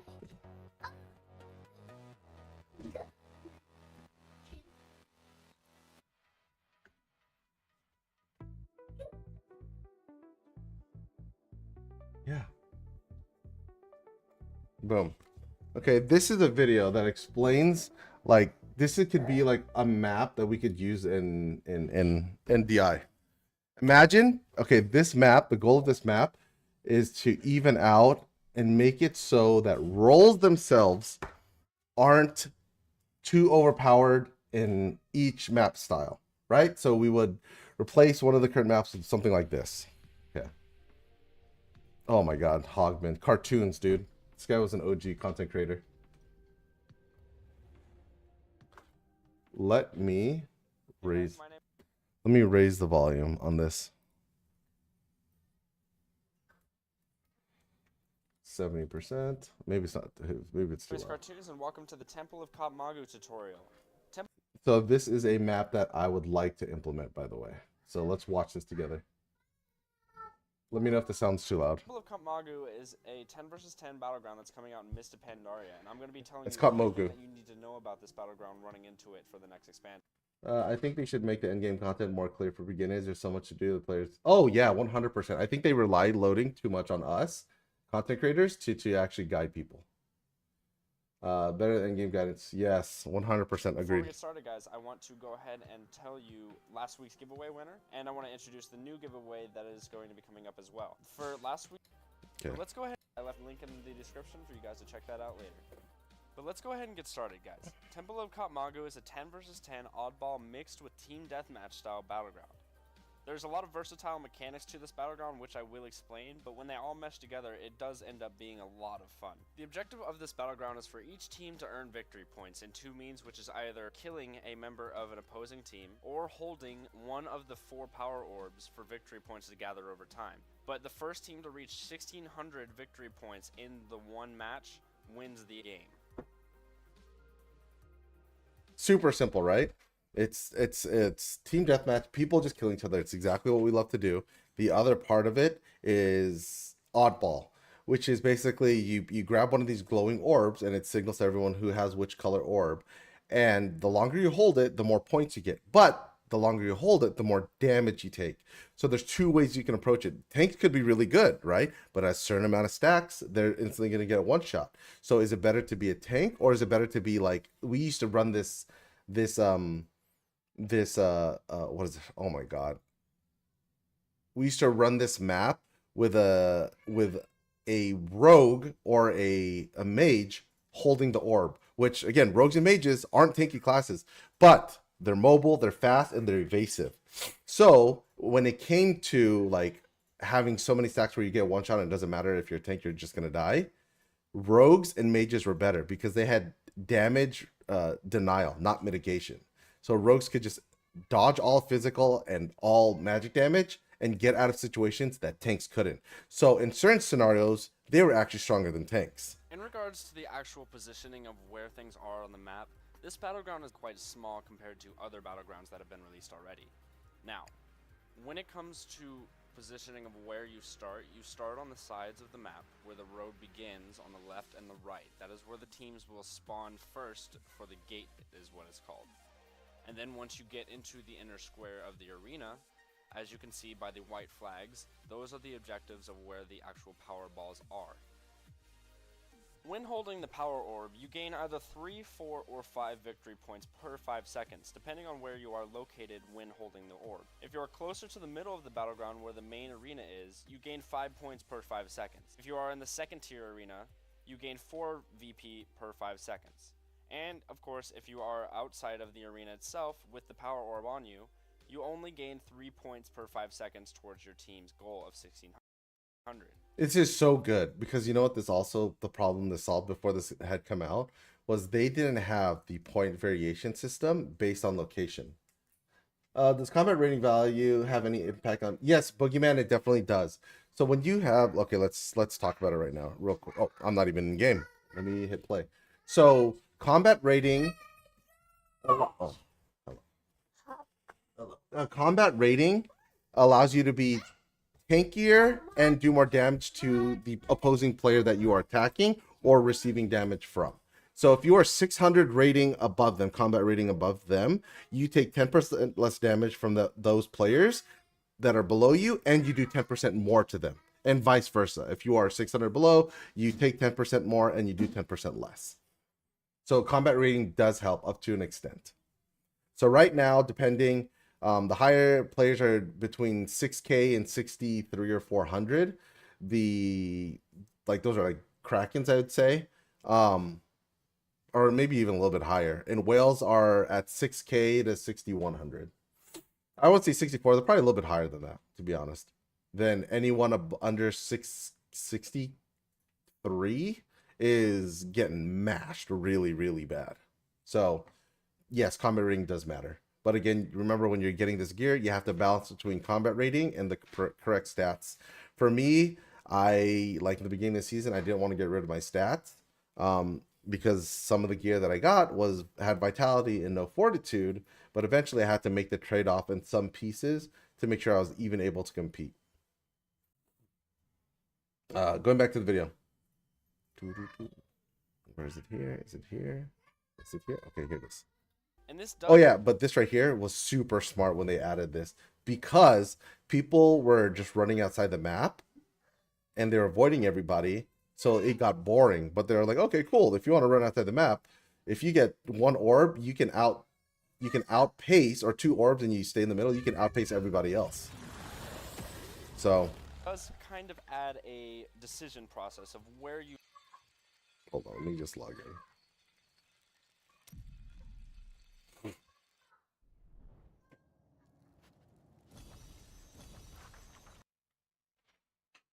Let me log in real quick, and I'm going to check whether or not I can transfer. Boom, boom, boom, boom, boom. Nope, I still can't transfer. I just got to wait. Let's watch the video. You think you should be and how risky you think you can be of where you're standing, and let it be known that in the middle of the arena there is no line of sight. So there's a lot to kind of tell where you're going with this ball, where you should stand, what your team needs. If you're far ahead, you don't have to stand so close. If you're just catching up, then you need to be standing in the middle so you can get more points, obviously. But remember that there's 4 orbs on the map. There is an orange orb, a pink orb, a green orb, a blue orb, and each corners of the second tier arena up to 4 people that can have this orb on them, and it is impossible for them to hold more than one power orb at once.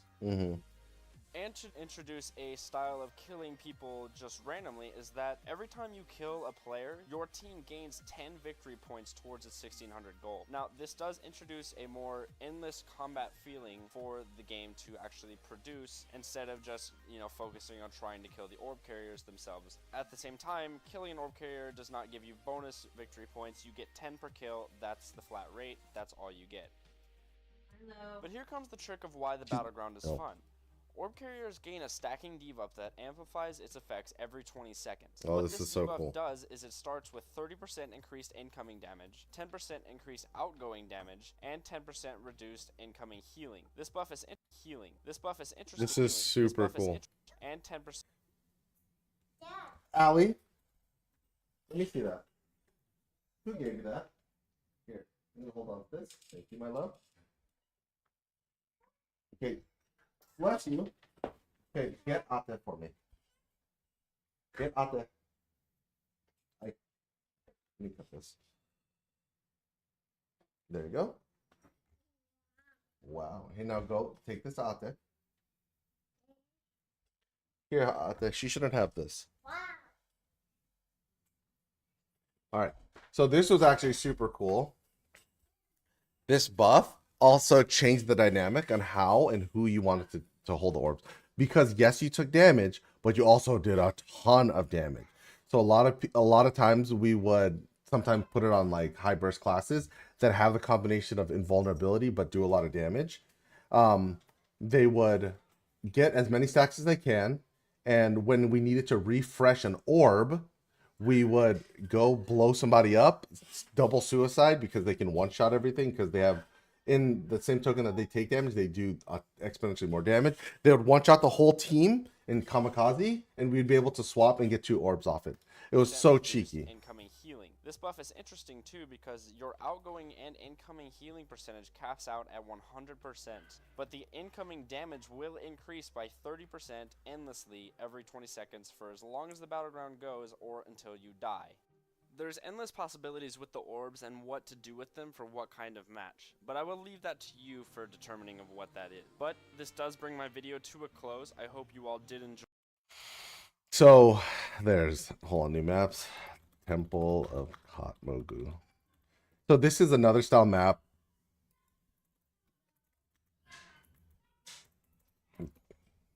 that would really be good in our game because it wouldn't, it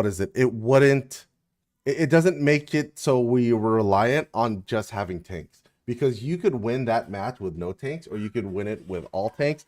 It really depended on the player, which is awesome. And in this game, like, yes, with pay to win structures, like, just like having stronger players is always going to be more beneficial.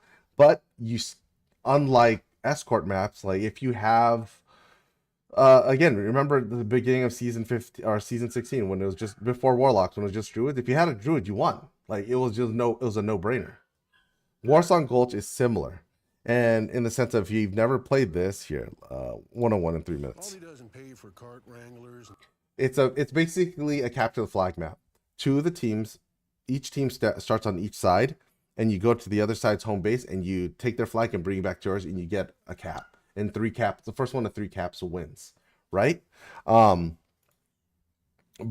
it's like, those types of matches aren't all about tanks. Also, because there was a time where the meta was tanks could get it, fast classes could get it, and vulnerable classes could get it. It depends on the meta, so it always changes. It was always fresh. So you start on a team. Is a 10v10 capture the flag battleground in World of Warcraft. The objective of the battleground is to capture more flags than the other team in a 50. Ew, he plays on Mac? 3 flags or the most recent flag. Who the fuck games on Mac? This video will cover a basic strategy to help you effectively play the game. First, you're going to need yourself a solid team. I would recommend 1 tank, 3. Oh, dude, Boogie, if you have, okay, go to my YouTube channel at RipWoYT. I think, yeah, RipWoYT. Here, I'll put it on the screen real quick. Right here. Go to my YouTube channel. Is it right here? I can't tell, honestly. Nope, I can't. It's actually on this screen, on the starting screen. Yes, it's RipWoYT. Go there. My Discord, join it, and we can help you with whatever we need. Healers. What's up, Hector? DPS. Now, you split into 2 groups within your team, which I will call the Cap Team and the Brawlers. The Cap Team consists of your tank, 1 healer, and 1 DPS. This guy's whack. Not that. 2 healers and 5 DPS. I just want you to see the bases of the map. Check the number of healers on the enemy team and look to see who's likely to go for your flag and focus him. The gates drop and 1 person goes into the tunnel. Boom. To pick up. That's it. It's a capture the flag. Tanks aren't the best at it. Good morning. How are you? But like they can be, they have an advantage at times, but they're not always, depending on the meta, the best class. And that's what makes these types of like maps better than the ones we have here. If we went these style matches, Warsong Gulch, right? And you have Eye of the Storm, EOT. These are the 3 types of matches, maps that I would substitute with the ones that we have now, because these are all skill-based maps and player-based maps and not just power-based maps. And the other part about it that makes things like this really, really good is, I guess the biggest argument is like, oh, if we add more maps, we're going to have less people in longer queue times. Yes, if we add them, but if we replace them and we do them seasonally, like, oh, this season we do this, and next season we'll try the other one, and we'll see how it goes. It's a testing thing, right? We're like, let's be honest. Let's just be fucking honest. No one does. Where the fuck is it? No one plays tower If you play tower, it's because you're just getting the rewards, and that's fine. Like, that's good on you. I don't have the patience for it. No one does tower wars. We only have it on there because that shit is part of whatever the fuck. You know what I mean? Like, it means nothing. So with that being said, what is this? Top ranked?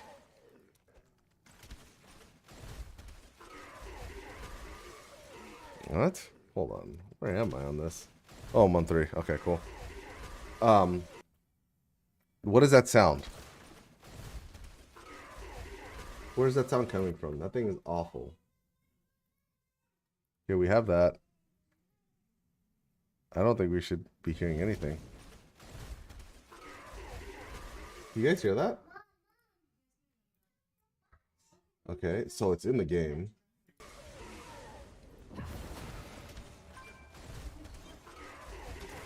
Okay, I'm gonna log out. That sounds really fucking obnoxious. So going back to what I was saying, like these types of maps are skill-based maps. And hey yo, hell yeah. Like it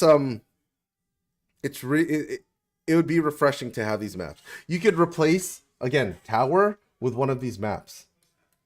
Change the dynamic, and again, you don't have to do like a 20 versus 20 or 10 versus 10 because again, I get it. That's a lot of people, even though that's only 4 more people in a lobby. I get it because we're doing 8v8s right now. I would wait for a match like this, and these games would be way more competitive than the shit that we have now, wouldn't they? Or if we want to do 8v8, we reduce the map size by 30%. There are adjustments that can be made. So these are the ideas I have to bring new players in, to bring the old players back, and to give people a reason to go from PvE to PvP. And this is what my video is going to be about. Boom. Bazinga. We're done. What do you guys think? I think that's like the best possible scenario. I think that's how we actually do it, and we win. 100%. I think we win. I think we can up the numbers of the players that are currently playing, and we can retain even more players. Jeez Louise, I'm so jacked, dude. I want to start like editing and making this video full of slackers and salsa.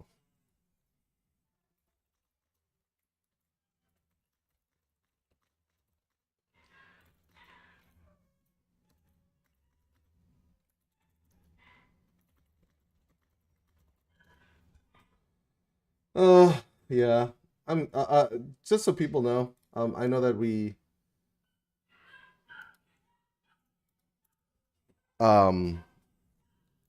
just so hold on, let me talk. The reason I'm not playing for the players that are here, Tower War was miserable, so replacing it would be amazing. Oh yeah, Den. Like Tower War is, I'm sorry, Tower War is so shit. Hello.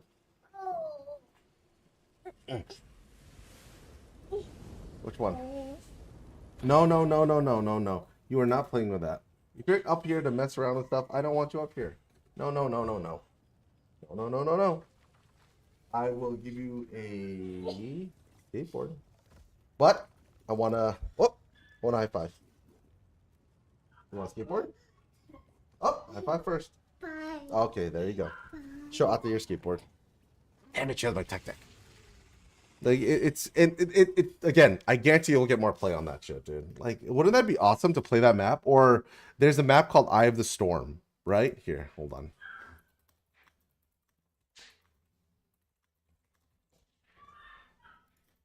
Sorry, Eye of the Storm top-down view map. Okay, boom, here's the map. So Eye of the Storm is a map in World of Warcraft that is used on the competitive circuit for rated battlegrounds, right? So RBGs. This map has 2 mechanics that gain points. You gain points by holding a node, so each team can hold their own node or take the other person's node. These are the res points. You can only res in the places that you control a node, right? So you get points by holding nodes, and to speed it up, you have a fight in the middle where you can grab the flag and run it back, and when you cap it at your own base, You get additional points. At least Chaos Convoy was shorter, so you could grind out the rewards. Oh yeah, 100%. Like that is so true, Den, that like I don't think people talk about it enough. But you can get points that way. And again, the people that hold the bases aren't necessarily the best. Tanks aren't the best.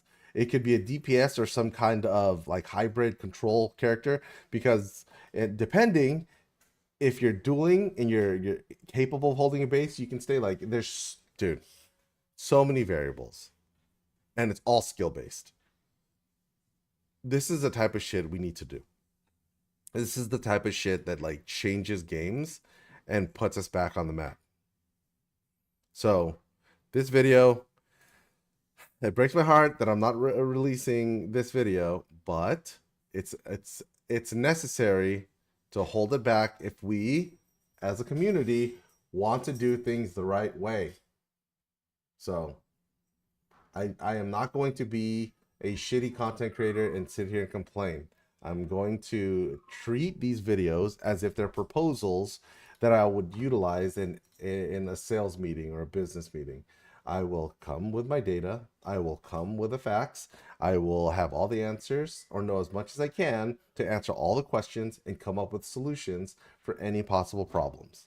And I will do it all reasonably or within reason when it comes to the ask. I'm not asking them to rebuild a whole new map, come up with new mechanics, and do all these things. I'm just asking them to copy pasta from their current IP and put it here. Yes, 100%. The sides of the map could be fun. Because like you try to poke holes and you talk about what makes the meta stale and difficult now, none of that applies to any of the maps we talked about, right? Because all of that is meta based. And metas, they grow and they change as the game and the player base changes. And the meta right now, and again, we can just use China as an example. The China meta is not the same as it is out here. What works out there is not what's necessarily going to work out here, because the players are just different. If we can catch up or even be half of what they offer as a singular region, I think we're going to have some real pull and a real ability to actually make good changes. Like that's my goal. My goal is to make this game fucking great for the next generation. To be honest, we're kind of cucked for us playing this game too soon and being the guinea pigs of the game, but it is what it is. Let me see. Can I swap over yet? Variables transfer, select. Oh, what was that? I heard a sound. Oh, the triune. Oh my god, they're still. I heard a sound. I keep hearing that sound. Oh, it tells me if I'm on OBS and I get a subscriber on YouTube, it tells me. That is so cool. God, I'm so Corby, thank you for subbing, dude. Ratchet, thank you for following on Twitch. I appreciate it. Caleb, thank you again for being my prime. Thank you again for the follow, Mazda. I appreciate you guys like coming and hanging out. Also, if you like this, I found out. I didn't know, but you get a free like Twitch sub if you have Prime. So if you want to shoot one over here, that'd be cool.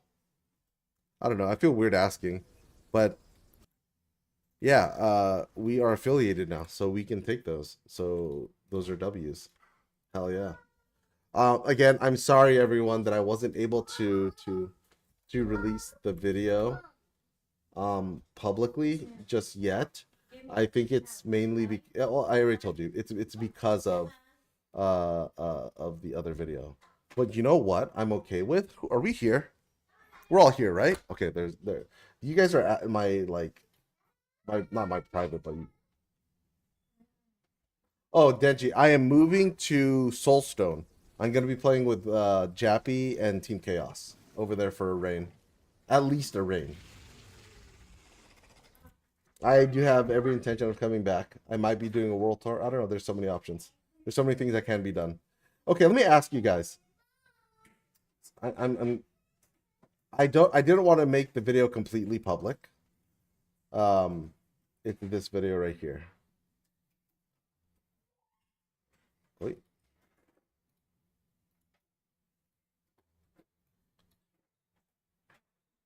It is the Let me get you the thumbnail. Pull it up. Download. Bam. Bam. It's this video. So this video I haven't released yet. Or I haven't. Yo! Deji, thank you for the prime. I appreciate it. That's so sick. Oh man, I get so stoked. Holy shit. Okay, since you guys are here, like, you guys are my actual viewers. I think this would be a cool exclusive for you guys. I'm not gonna release it publicly, but or make it viewable outside this. Do you guys want to see the video I made? Basically, it says the title's "Make MM Great Again." It it talks about the biggest issues with MM. It talks about the solutions and how it can fix the game. Is this something you guys are interested in watching, like with me right now? Instead of making it completely public, just leave it here for us as like my viewers and shit. So you guys let me know. Oh shit! Thank you for the prime, Drazen. I appreciate it, dude. And we got 2 more. That's lit. Oh my god, my cheeks hurt from just smiling. Ah, stop it. Stop it. Ugh. No, can't smile. I have to treat this like I take pictures. I don't smile in pictures, not even family portraits. What men do. Huh? Okay, I smile with pictures with my wife.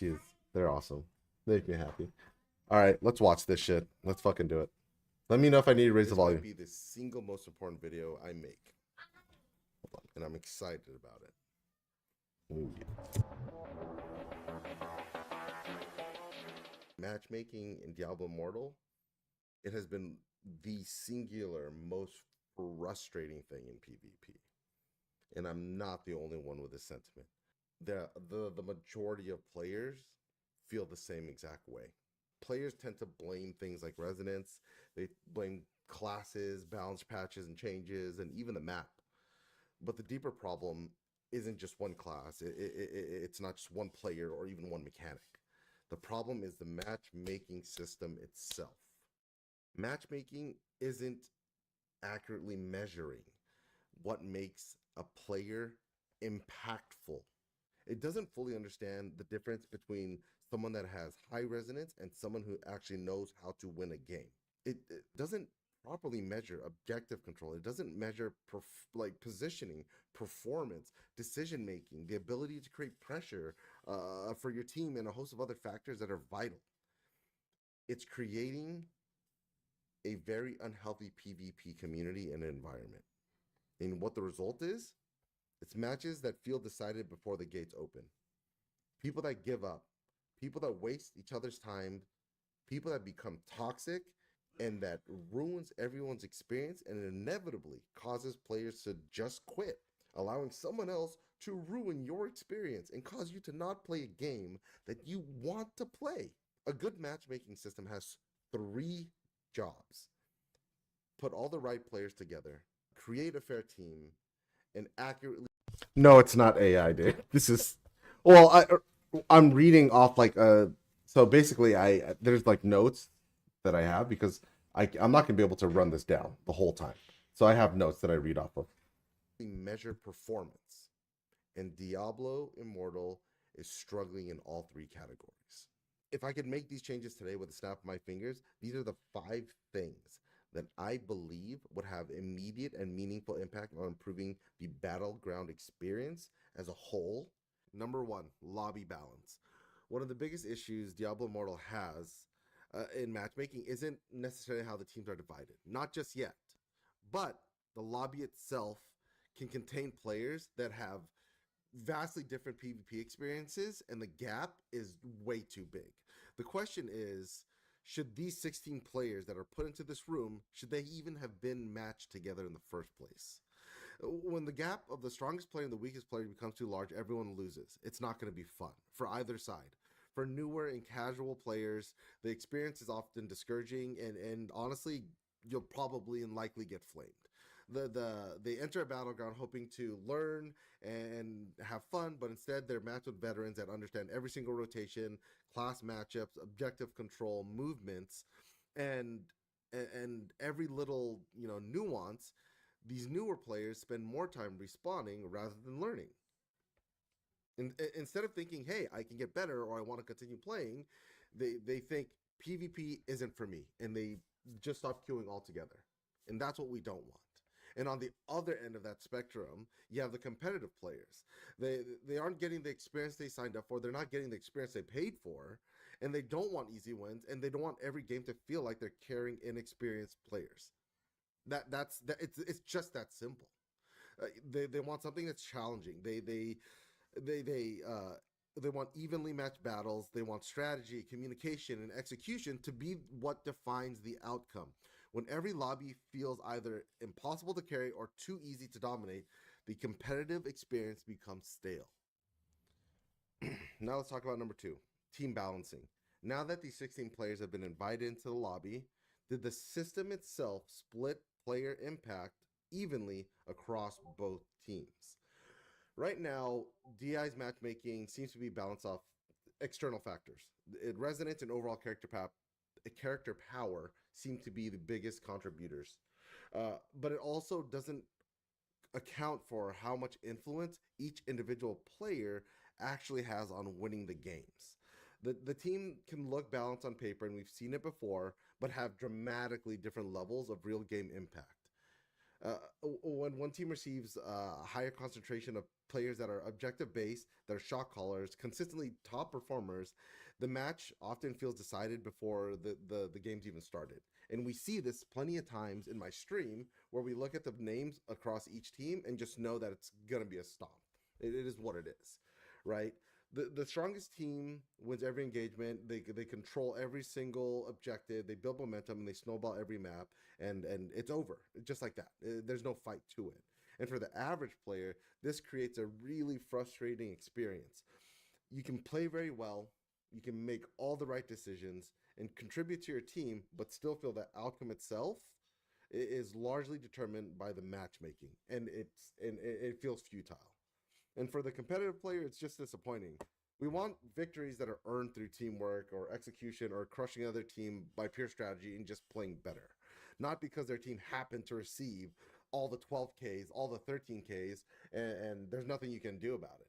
A healthy balance when it comes to matchmaking systems. I adjusted the sound. It should not equalize characters strictly by power. It should distribute players by impact as evenly as possible, so that both teams on each match genuinely feel that there's an opportunity to win the match, right? And when players believe that the teams are built fairly, it's easier to bite down on losses. It's easier to stop toxicity from really growing, and it improves everyone's game experience. So number 3, wins and losses. One of the biggest flaws in DI's MM systems is that it relies too heavily on wins and losses. It makes it the pinnacle of the determining factor whether or not a player is good. But when all the dust settles and you watch and you listen and you review this game, it's an objective based match when it comes to PvP. This mode isn't singularly influenced by one player. It's your teammates, it's your composition, it's the quality of MM in general that bring it all together. Imagine this: you have 2 different players. You have one player that makes all the smart decisions the whole match. They're contesting idols, they're peeling for their team, they're building pressure, creating movements and rotations that help the team progress forward. And they just play exceptionally well, but they still end up losing. And now a secondary player you want to look at, they ignore the objectives, they're KDA whores, they're the most useless player, or whatever the case may be. And they just happen to win because they have a stronger set of littles and middles, or maybe even bigger teammates on their side. If the system were to value both these players on the final result, it isn't measuring their individual impact. It's measuring their outcomes. And for casual players, this is bad. You never really know if you're improving because your rating doesn't always. Let me raise it up a little bit more. I'm going to raise it to 66, and I'm going to raise the volume to 85 on this end. Let me know if it's good. Denji, yeah, the climb is going to be brutal. It's definitely, this new season, it's going to be brutal. If you care about win right, play your main class. If you don't care, play the class that you want to play. Reflect how well you're doing and how well you played. Some of your best performance can end in a loss. Some of your worst performances can end up you being carried into a win. And for competitive players, it's really, really frustrating. You know, the best players want to be rewarded for making the right decisions, controlling the objectives, and being the opportunity creator for their team. If those contributions aren't being recognized and improvements become harder to measure and progression feels less meaningful, it's not worth playing and continuing. A healthy matchmaking system shouldn't just ask, did your team win? It should really ask is how much did you contribute to that outcome? Because if you want to be, or you want a fair match and a healthier competitive environment and players to stay and continue to play and continue to grow, we need to reward the players who are actually helping their team win. That's it. Not just the ones who happen to be on the winning side. And when it comes to the details of how those are being measured, those are going to be in the second half of this video that talk about the solutions. All right, let's talk about number 4, composition balance. Another major issue with the current MEM system is team composition. Even if two teams have similar strengths overall, it doesn't mean they both have the same or equal tools that help them compete or win. Battleground is built on classes and roles, and the way these roles are actually distributed between each team, A or B, will be a huge impact on how each team performs. And the biggest, most recent example is the beginning of Season 16, pre the Warlock release, when Druids were running rampant. Really what it came down to is the team that won had either a Druid or more Druids, and the percentage chance of them winning was 2, 3, 4, 5x the other team. It was as simple as that. It was pretty damn toxic.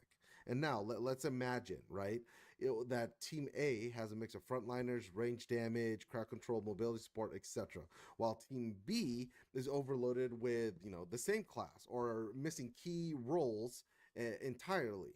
On paper, the teams may look even as far as strength-wise, aesthetically, you know, resonance, size, secondaries, but what ends up happening in practice is one side is far more equipped with the tools to control the objective, to control space, to bury teams at choke points and initiate fights and protect their teammates. This becomes especially noticeable on the assault map itself, our bread and butter as a community, where controlling the space and coordinating around the idol is more important than any individual mechanic that you can possibly push through. A team with better diversity in their roles and a team that can naturally create pressure and defend objectives are far more effective and can recover from mistakes more easily, while opposing teams are forced to fight an uphill battle in the very beginning and likely lose and just drain all their mental strength and power. This affects both the casual and competitive players, hands down, almost equally. Casual players often don't understand why certain matches feel impossible, so again, they can't lose and they can't improve, therefore diminishing their game experience. While competitive players immediately recognize when the one team has a clear composition advantage before the gates open. And in both cases, it creates the feeling of an outcome that's influenced by MM and can cause you to just give up and walk away from the match. And it sucks. A healthy matchmaking system shouldn't just balance strength. It should balance the team's ability, comparable roles, their diversity, their objective control. And the goal isn't to make that every match is a completely identical. That's just impossible. But it's to ensure that both teams have the resources to compete on equal footings from the very start as often as possible. All right. Number 5, quality over quantity. This is the ultimate question. This is the trade-off. This is the final issue. I want to talk about the trade-off between queue times and match quality. Every matchmaking system has to answer this important question at some point. Is it better for players to get into games as quickly as possible, or is it better to spend a little more time creating a fair and competitive match? Okay. Right now, it's pretty obvious that DI is leaning towards the shorter queue times. While that keeps players in matches more frequently, and I get their decision, it can also force the matchmaking system to widen its search criteria and make it so players, again, are experiencing what we're talking about, why we're making this video. experiencing larger skill gaps, uneven teams, terrible matches, awful compositions, and sacrificing quality of sacrificing quality just to be able to press our buttons a little bit more often. For casual players, this is going to lead to exactly this: inconsistent game experiences. One match feels like it's balanced and exciting, the next feels like it's complex, it's impossible. That inconsistency is going to make PvP unpredictable, and it can discourage players from wanting to continue or just play in general. And for the competitive player, this is even more significant than ever. Most of the competitive players don't mind waiting a little extra time. And I actually generally think most players don't mind waiting a couple extra minutes. Not like we're not waiting 10, 15, 20 minutes. I even have screenshots of me waiting 35, 45 minutes. And I digress. But we would like to have a closer match, a hard-fought battle that's so much more. It's so much more rewarding to win those and even lose those at times than get into a queue and get stomped out, or get a false flag queue, then get put into a match where it's uneven and you're just getting your shit pushed in for 7 minutes straight. A healthy matchmaking system in this regard should prioritize creating quality matches first. We've done it your way for years. Now let's give it a shot to do it our way. Quality over quantity. All right. So now let's talk about the solutions. I've spent a couple of minutes complaining and bringing up some of the issues that are currently plaguing. All right, we'll pause. So I brought up the 5 main points. Obviously, the list of points can go on forever. It's just I had brought that list down to this size because, one, time constraints, and two, these would have the fastest overall impact if all these were solved. So now that you've heard these 5, what do you guys think? Because right now we're going to go over the solution, right? And we're going to go over where these systems come from and how they work and how they could be implemented. So I want to know your guys' opinion. Like, did I miss something? Is there something I should have focused more on or brought up? Again, I'm thinking of the community as a whole. I'm thinking of things that can actually be done, not just like pie in the sky ideas, things that are easy to not easy, but things that can be implemented rather quickly. So let me know. I'm going to press play. I'm here to help, build or offer possible solutions to making this game a lot better. So the solutions I'm going to propose, I'm going to read off this script that I typed out, mainly because there's so much, so bear with me. The solutions that are being proposed are a combination of systems that are already being used either by companies in other industries or currently in competitive games that Blizzard, you currently own the IP of and that are existing and working today. I don't know, honestly, how simple it is for you guys to copy pasta a system from one game to another, but what I do know is it sounds like... What do you mean, Vel? Easier from building one from the ground up. Adapting it to fit Diablo Immortal's PvP environment seems more feasible and more realistic. Before we get into the details of that, I want to go over one thing: my play history. And it's important, it will make sense why I'm bringing it up. So before Diablo Immortal, I played a game called World of Warcraft, owned by the same company. I played it since I was a kid. I played since vanilla, and I played at the highest levels of PvP. I played alongside some of the best players in the world, past and present, in the competitive scene. I've achieved 3,000 plus rating. I've earned a dozen gladiator titles, rank 1 titles, and gladiator mounts and BG titles as well. And this is the reason I'm bringing this up is not to say that my experience makes my opinion the only one that matters or more important than others, but I mention it because I have firsthand experience with what a healthy skill-based matchmaking system looks like. And what it looks like from the novice level all the way to the highest levels, as well as the areas where the system can improve. World of Warcraft, let's just get it out there. It's not the perfect game. It doesn't have the perfect system, but it has a system that is tried and true and has worked for the last 20 plus years. It has its own challenges, but its foundation in skill-based matchmaking has proven successful and has continued to prove successful. When it's combined with additional systems that evaluate player performance and contribution, it can create a healthier competitive environment. In those systems. Oh my God, Bell! I'm sorry, I had to respond to that. Me, me doing a reaction and watching you nod in agreement with yourself. Holy fuck, dude! I was literally thinking that. I was like, in my head, I'm like, wow, this guy knows what he's talking about. I'm such a fucking idiot. It just shows I'm a real person, dude. I'm just like you guys. We'll go over are going to be one, when it comes to evaluating performance, League of Legends does this best. They have a system after every match where you can look at your BGs, you can look at how much gold you earned, how all the stats that help you become a better player. And all that data is used as part of a tool for players to get better, as well as the tool to help them build a more adaptable, accurate MMR system. The other system is going to be based off the NCLEX. For a lot of people that they don't know what that means, the NCLEX is a testing system that nurses take at the end of their course. It basically allows them to become a nurse, right? It's their final, it's their bar exam.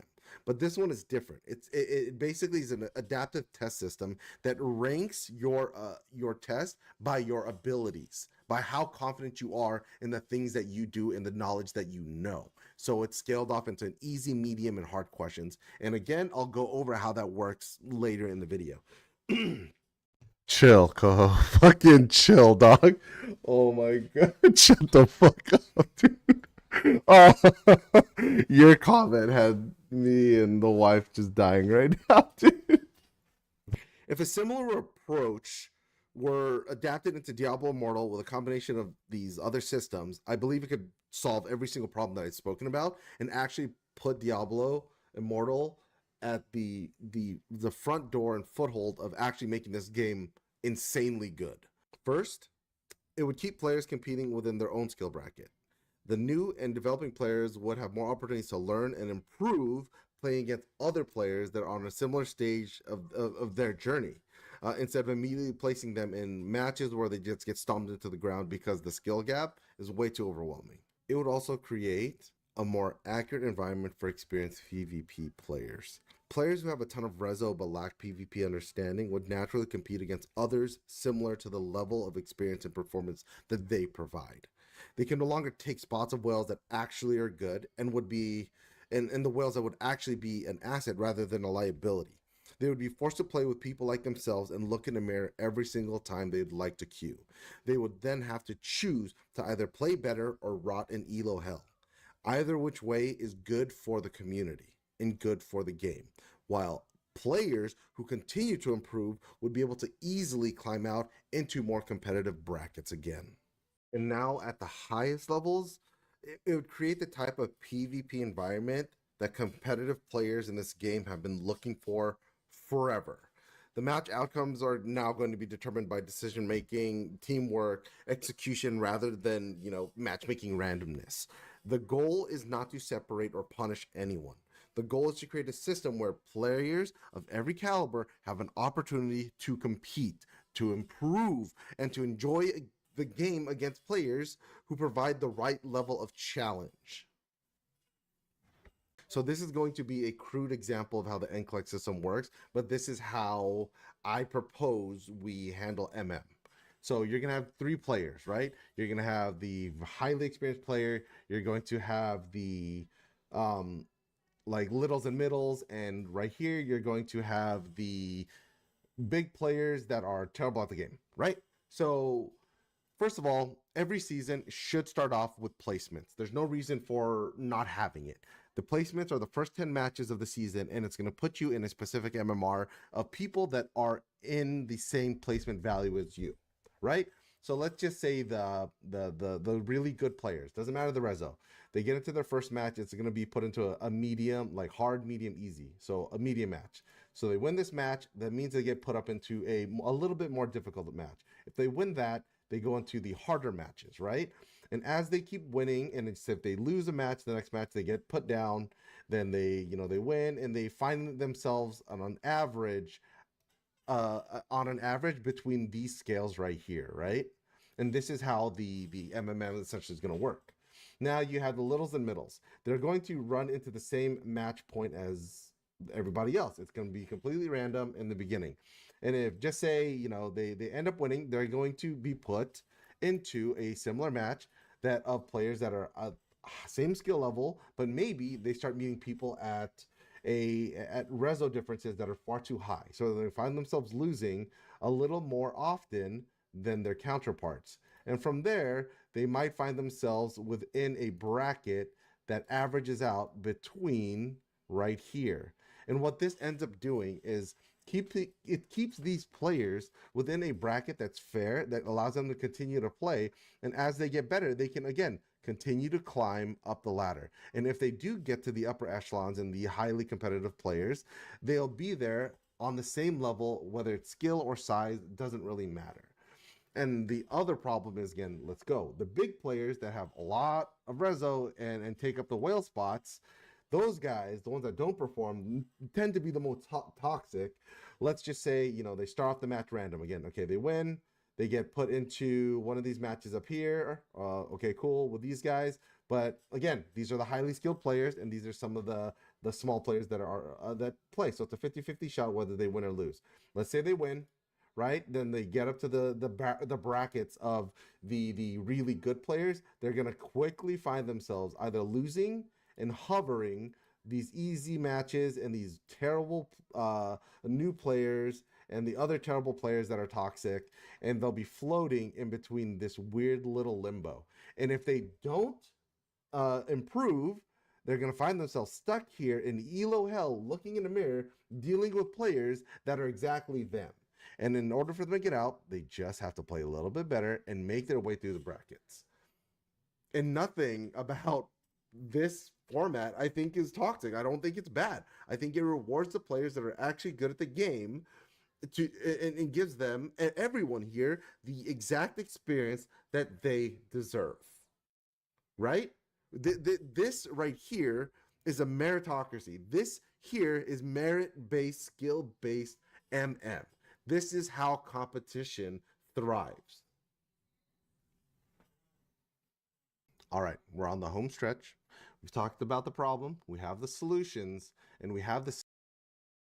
All right, so I'm just going to end that part there. The reason I'm ending it there is because we now, understand where I'm coming from. Those are...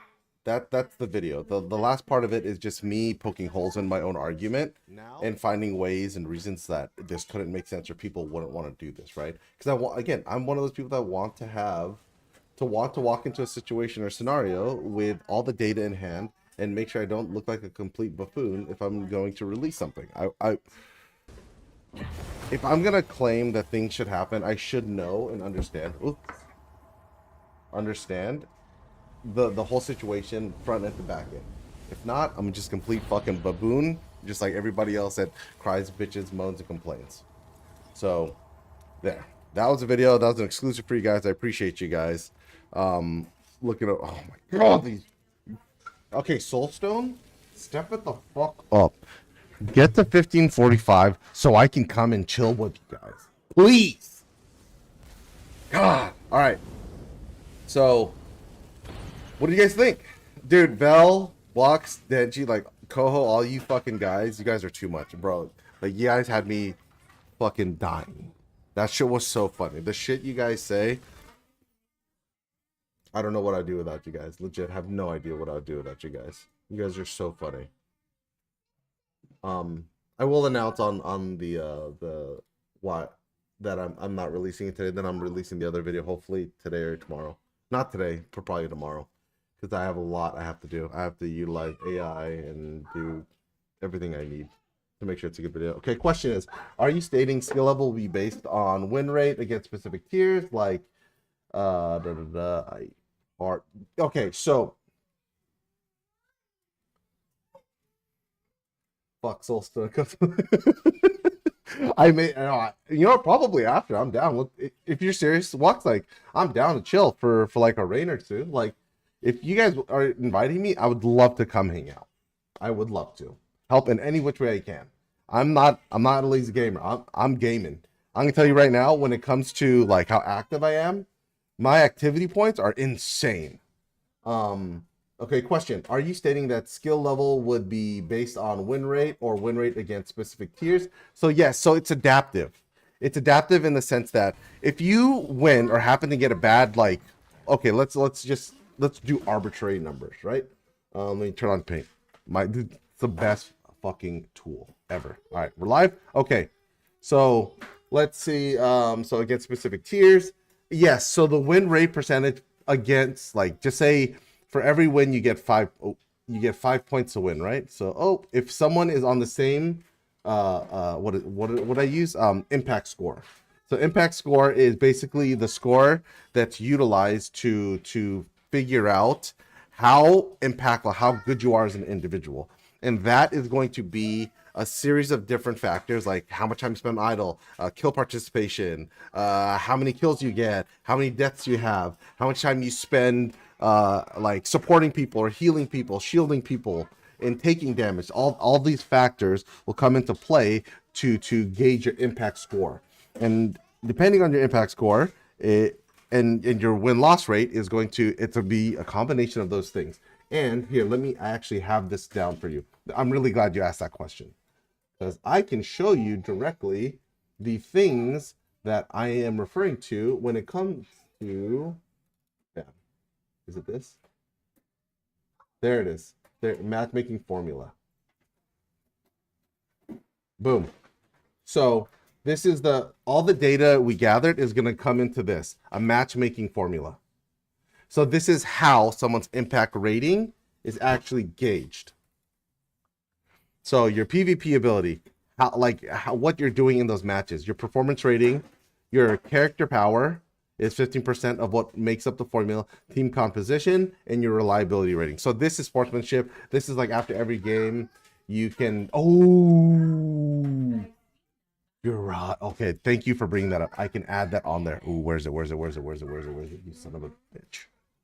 Sorry. If I forget to do this, I won't do it, and I will be so upset with myself. Voting system at the end of match to give extra rewards. I'll explain to you what that means. Boom, boom. So just like at the end of like some games, you can vote. Like, oh, this guy was super helpful. This guy was a really good healer. This guy was a really good support. So you can reward people for doing those things instead of just getting badges that mean nothing if you fucking win. You just say if you get enough of those badges, you get a free pearl at the end of the week, or you get free gem power at the end of the season, or when you get to the next rank, or it becomes like a multiplier. Boom. That'd be sick, no? Okay, skipping. Going back to what you're saying. So after you get, just say, a score like, oh, player A has a score of, oh, they're at 90%, right? They're always doing the right thing. And if they play against a player B that, regardless of res or size, they win, they will get 5 points added to their, their impact rating. But if the player is 80%, or just say like 70% or 60%, we still don't know those formulas. It just goes down. Maybe you only get +4 or +3. Oh shit, that's not a 3, that's a 4. Yet +3. Boom. And the thing is, like, all this data, like this system is already technically there. And this is what I mean. Because think about it, the badge system, you get badges based on what you're doing correctly, right? They can just add more badges, just reduce the badge system, just get fucking rid of it. But just have a background system that like still measures it. It's like, oh, this guy died. So, oh, he died, so his rating's going down. Oh, he's killing though. Oh, he got an assist, so it's a little bit more. Like an assist, a kill will get +5, right? To your game rating. A death gets -3. An assist gets +1. So as you're going up, kills, oh, I died. Oh, I got an assist. Oh, I got a kill. And it just goes up and down. And that's how the rating would work. Just like that.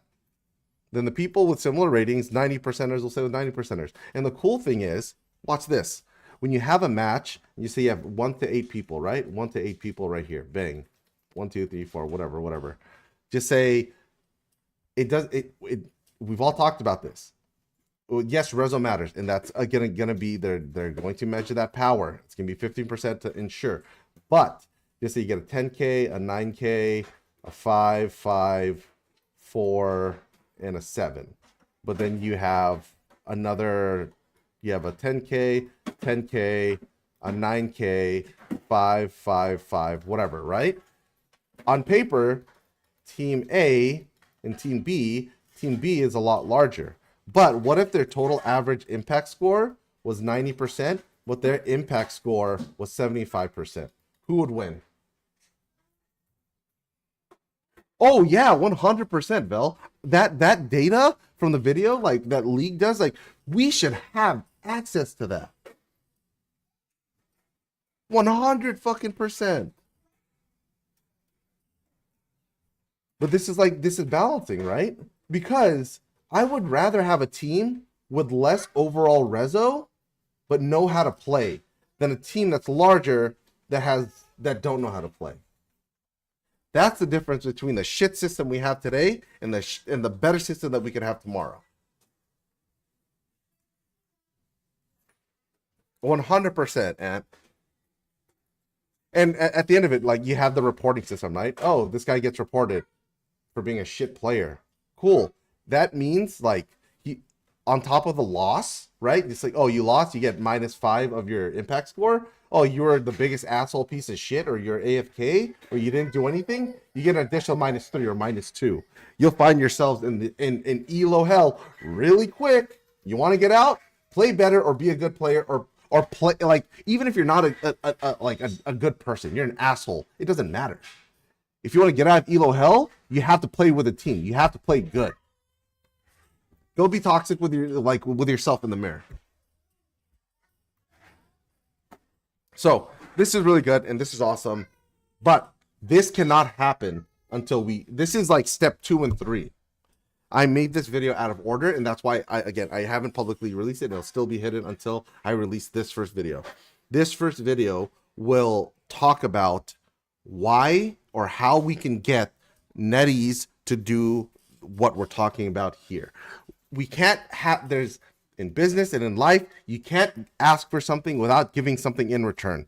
And if that's me giving up my time and us giving up effort and doing the things that we're doing here and having this conversation and helping me become or helping me make great content and make the right decisions and make the right videos, that is what that is the price we pay as a community and as a player base to get what we want at the very end. Right? We're not gonna be one of the ones that sit, bitch, cry, and complain. We will be the ones that make it happen because we know how this shit works. 100%. No, seriously, Dan, you're 100% right. Because even me, like as a monk, it's just like there's like, for the people that when everyone knows that monk hasn't been good in a while. Even when you guys first saw me and we first played, I just play monk exceptionally well. So when I like, in order for me to be effective, I know I have to do more. But I know there's all those games, like, because I talked about them on stream, where it's just like, man, like I thought I did a lot. I wonder what I could have done differently, or what I could have focused on. Right? Imagine if I saw the stats and it's like, okay, cool, you're attacking tanks this much instead of the DPS this much. If I know that the other DPS was doing this much damage, it means that I wasn't targeting the right person. It means that their carry was outperforming me because I wasn't burying them. It'll help me discover what I need to do to become the best player that I can be.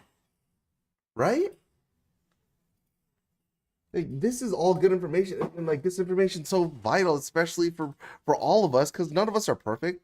All of us want to improve. All of us want to get better, you know. And this helps with like making decisions with like the monetary stuff.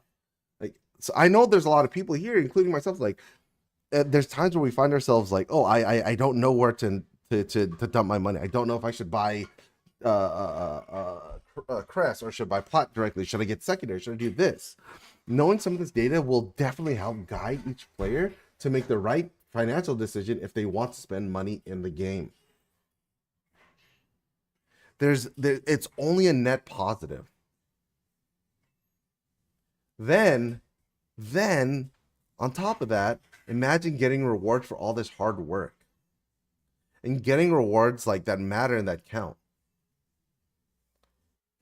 I'm hoping that after the focus, we'll see. It sounds like it'll do all the right things. What pisses me off, what I'm scared about, sorry, not pisses me off, I'm hoping that it says that it will help players on mobile, like target primary tactic abilities towards players and not other things, right? One, are they going to make sure that the game's coded where players and pets are two different things, they're not the same? The other thing that I have is, if it's just for mobile, are they going to make it automatic for PC? So unless it's one of their like reasons, like, oh, you have to do, like, if it's one of those things where it's like, oh, you do it for a mobile only, and it's like, oh, I get it, whatever, you know, to help them catch up. But I would like to have it on PC. You know what I mean? Boom. I got a friend's request. I don't know who it is. You sent me one in game. I don't know who you are, but I'll say yes later. Then I can look at it. All right, try this again. Bang. Service. Transfer.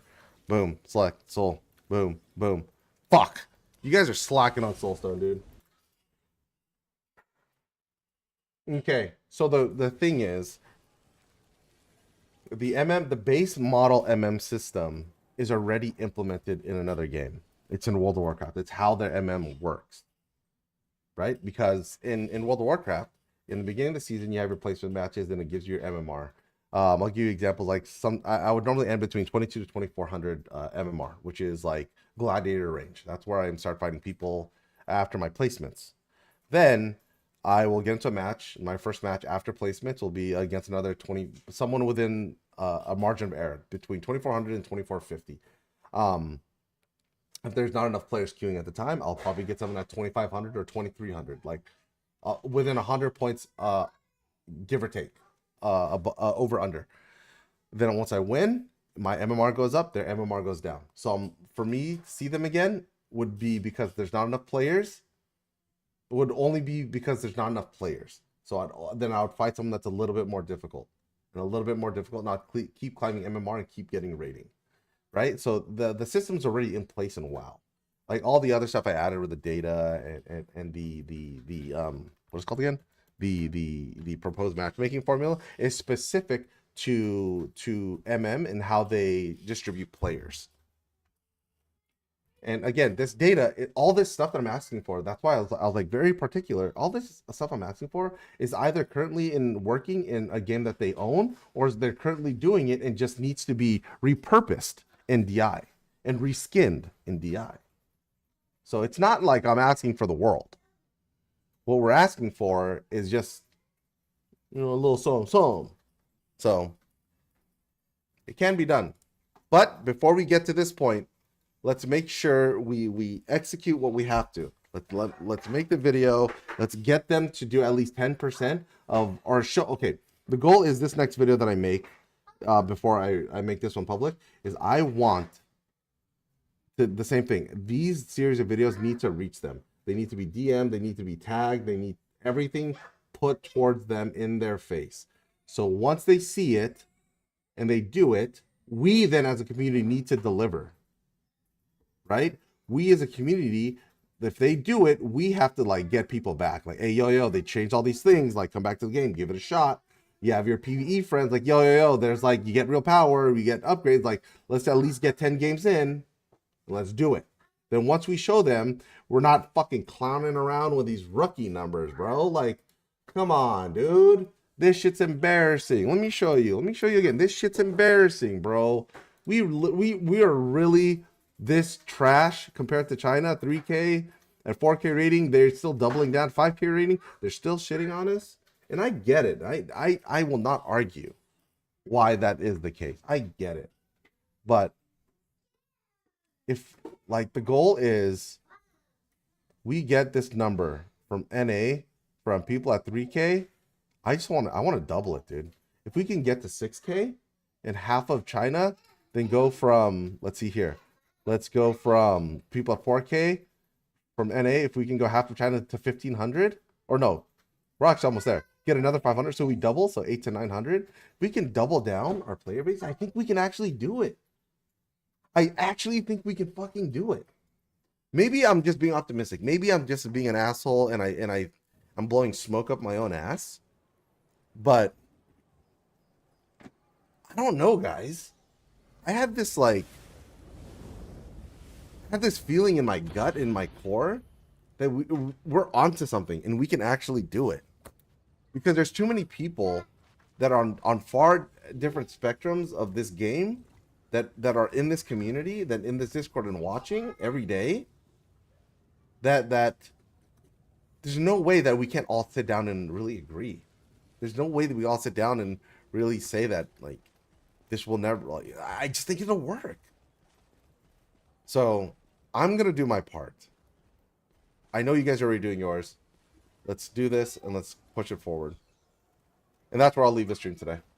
I know, I'm sorry that it wasn't the stream that everyone expected, but I will be on hopefully the new server by tonight, and I'll have a video ready. I'm gonna work on it as soon as I get off, and I'm gonna have this video. Thank you everybody for being here. Thank you everybody for listening to me rant like a goon. Thank you to the plumbing guy that came and said hi to the stream in the beginning. That guy's lit. I'm happy to hear you playing games with your kids, brother. If you find this stream, say hi to your little boy for me. And you guys are great. Thank you, everybody. I appreciate you guys. Love you guys. Bye.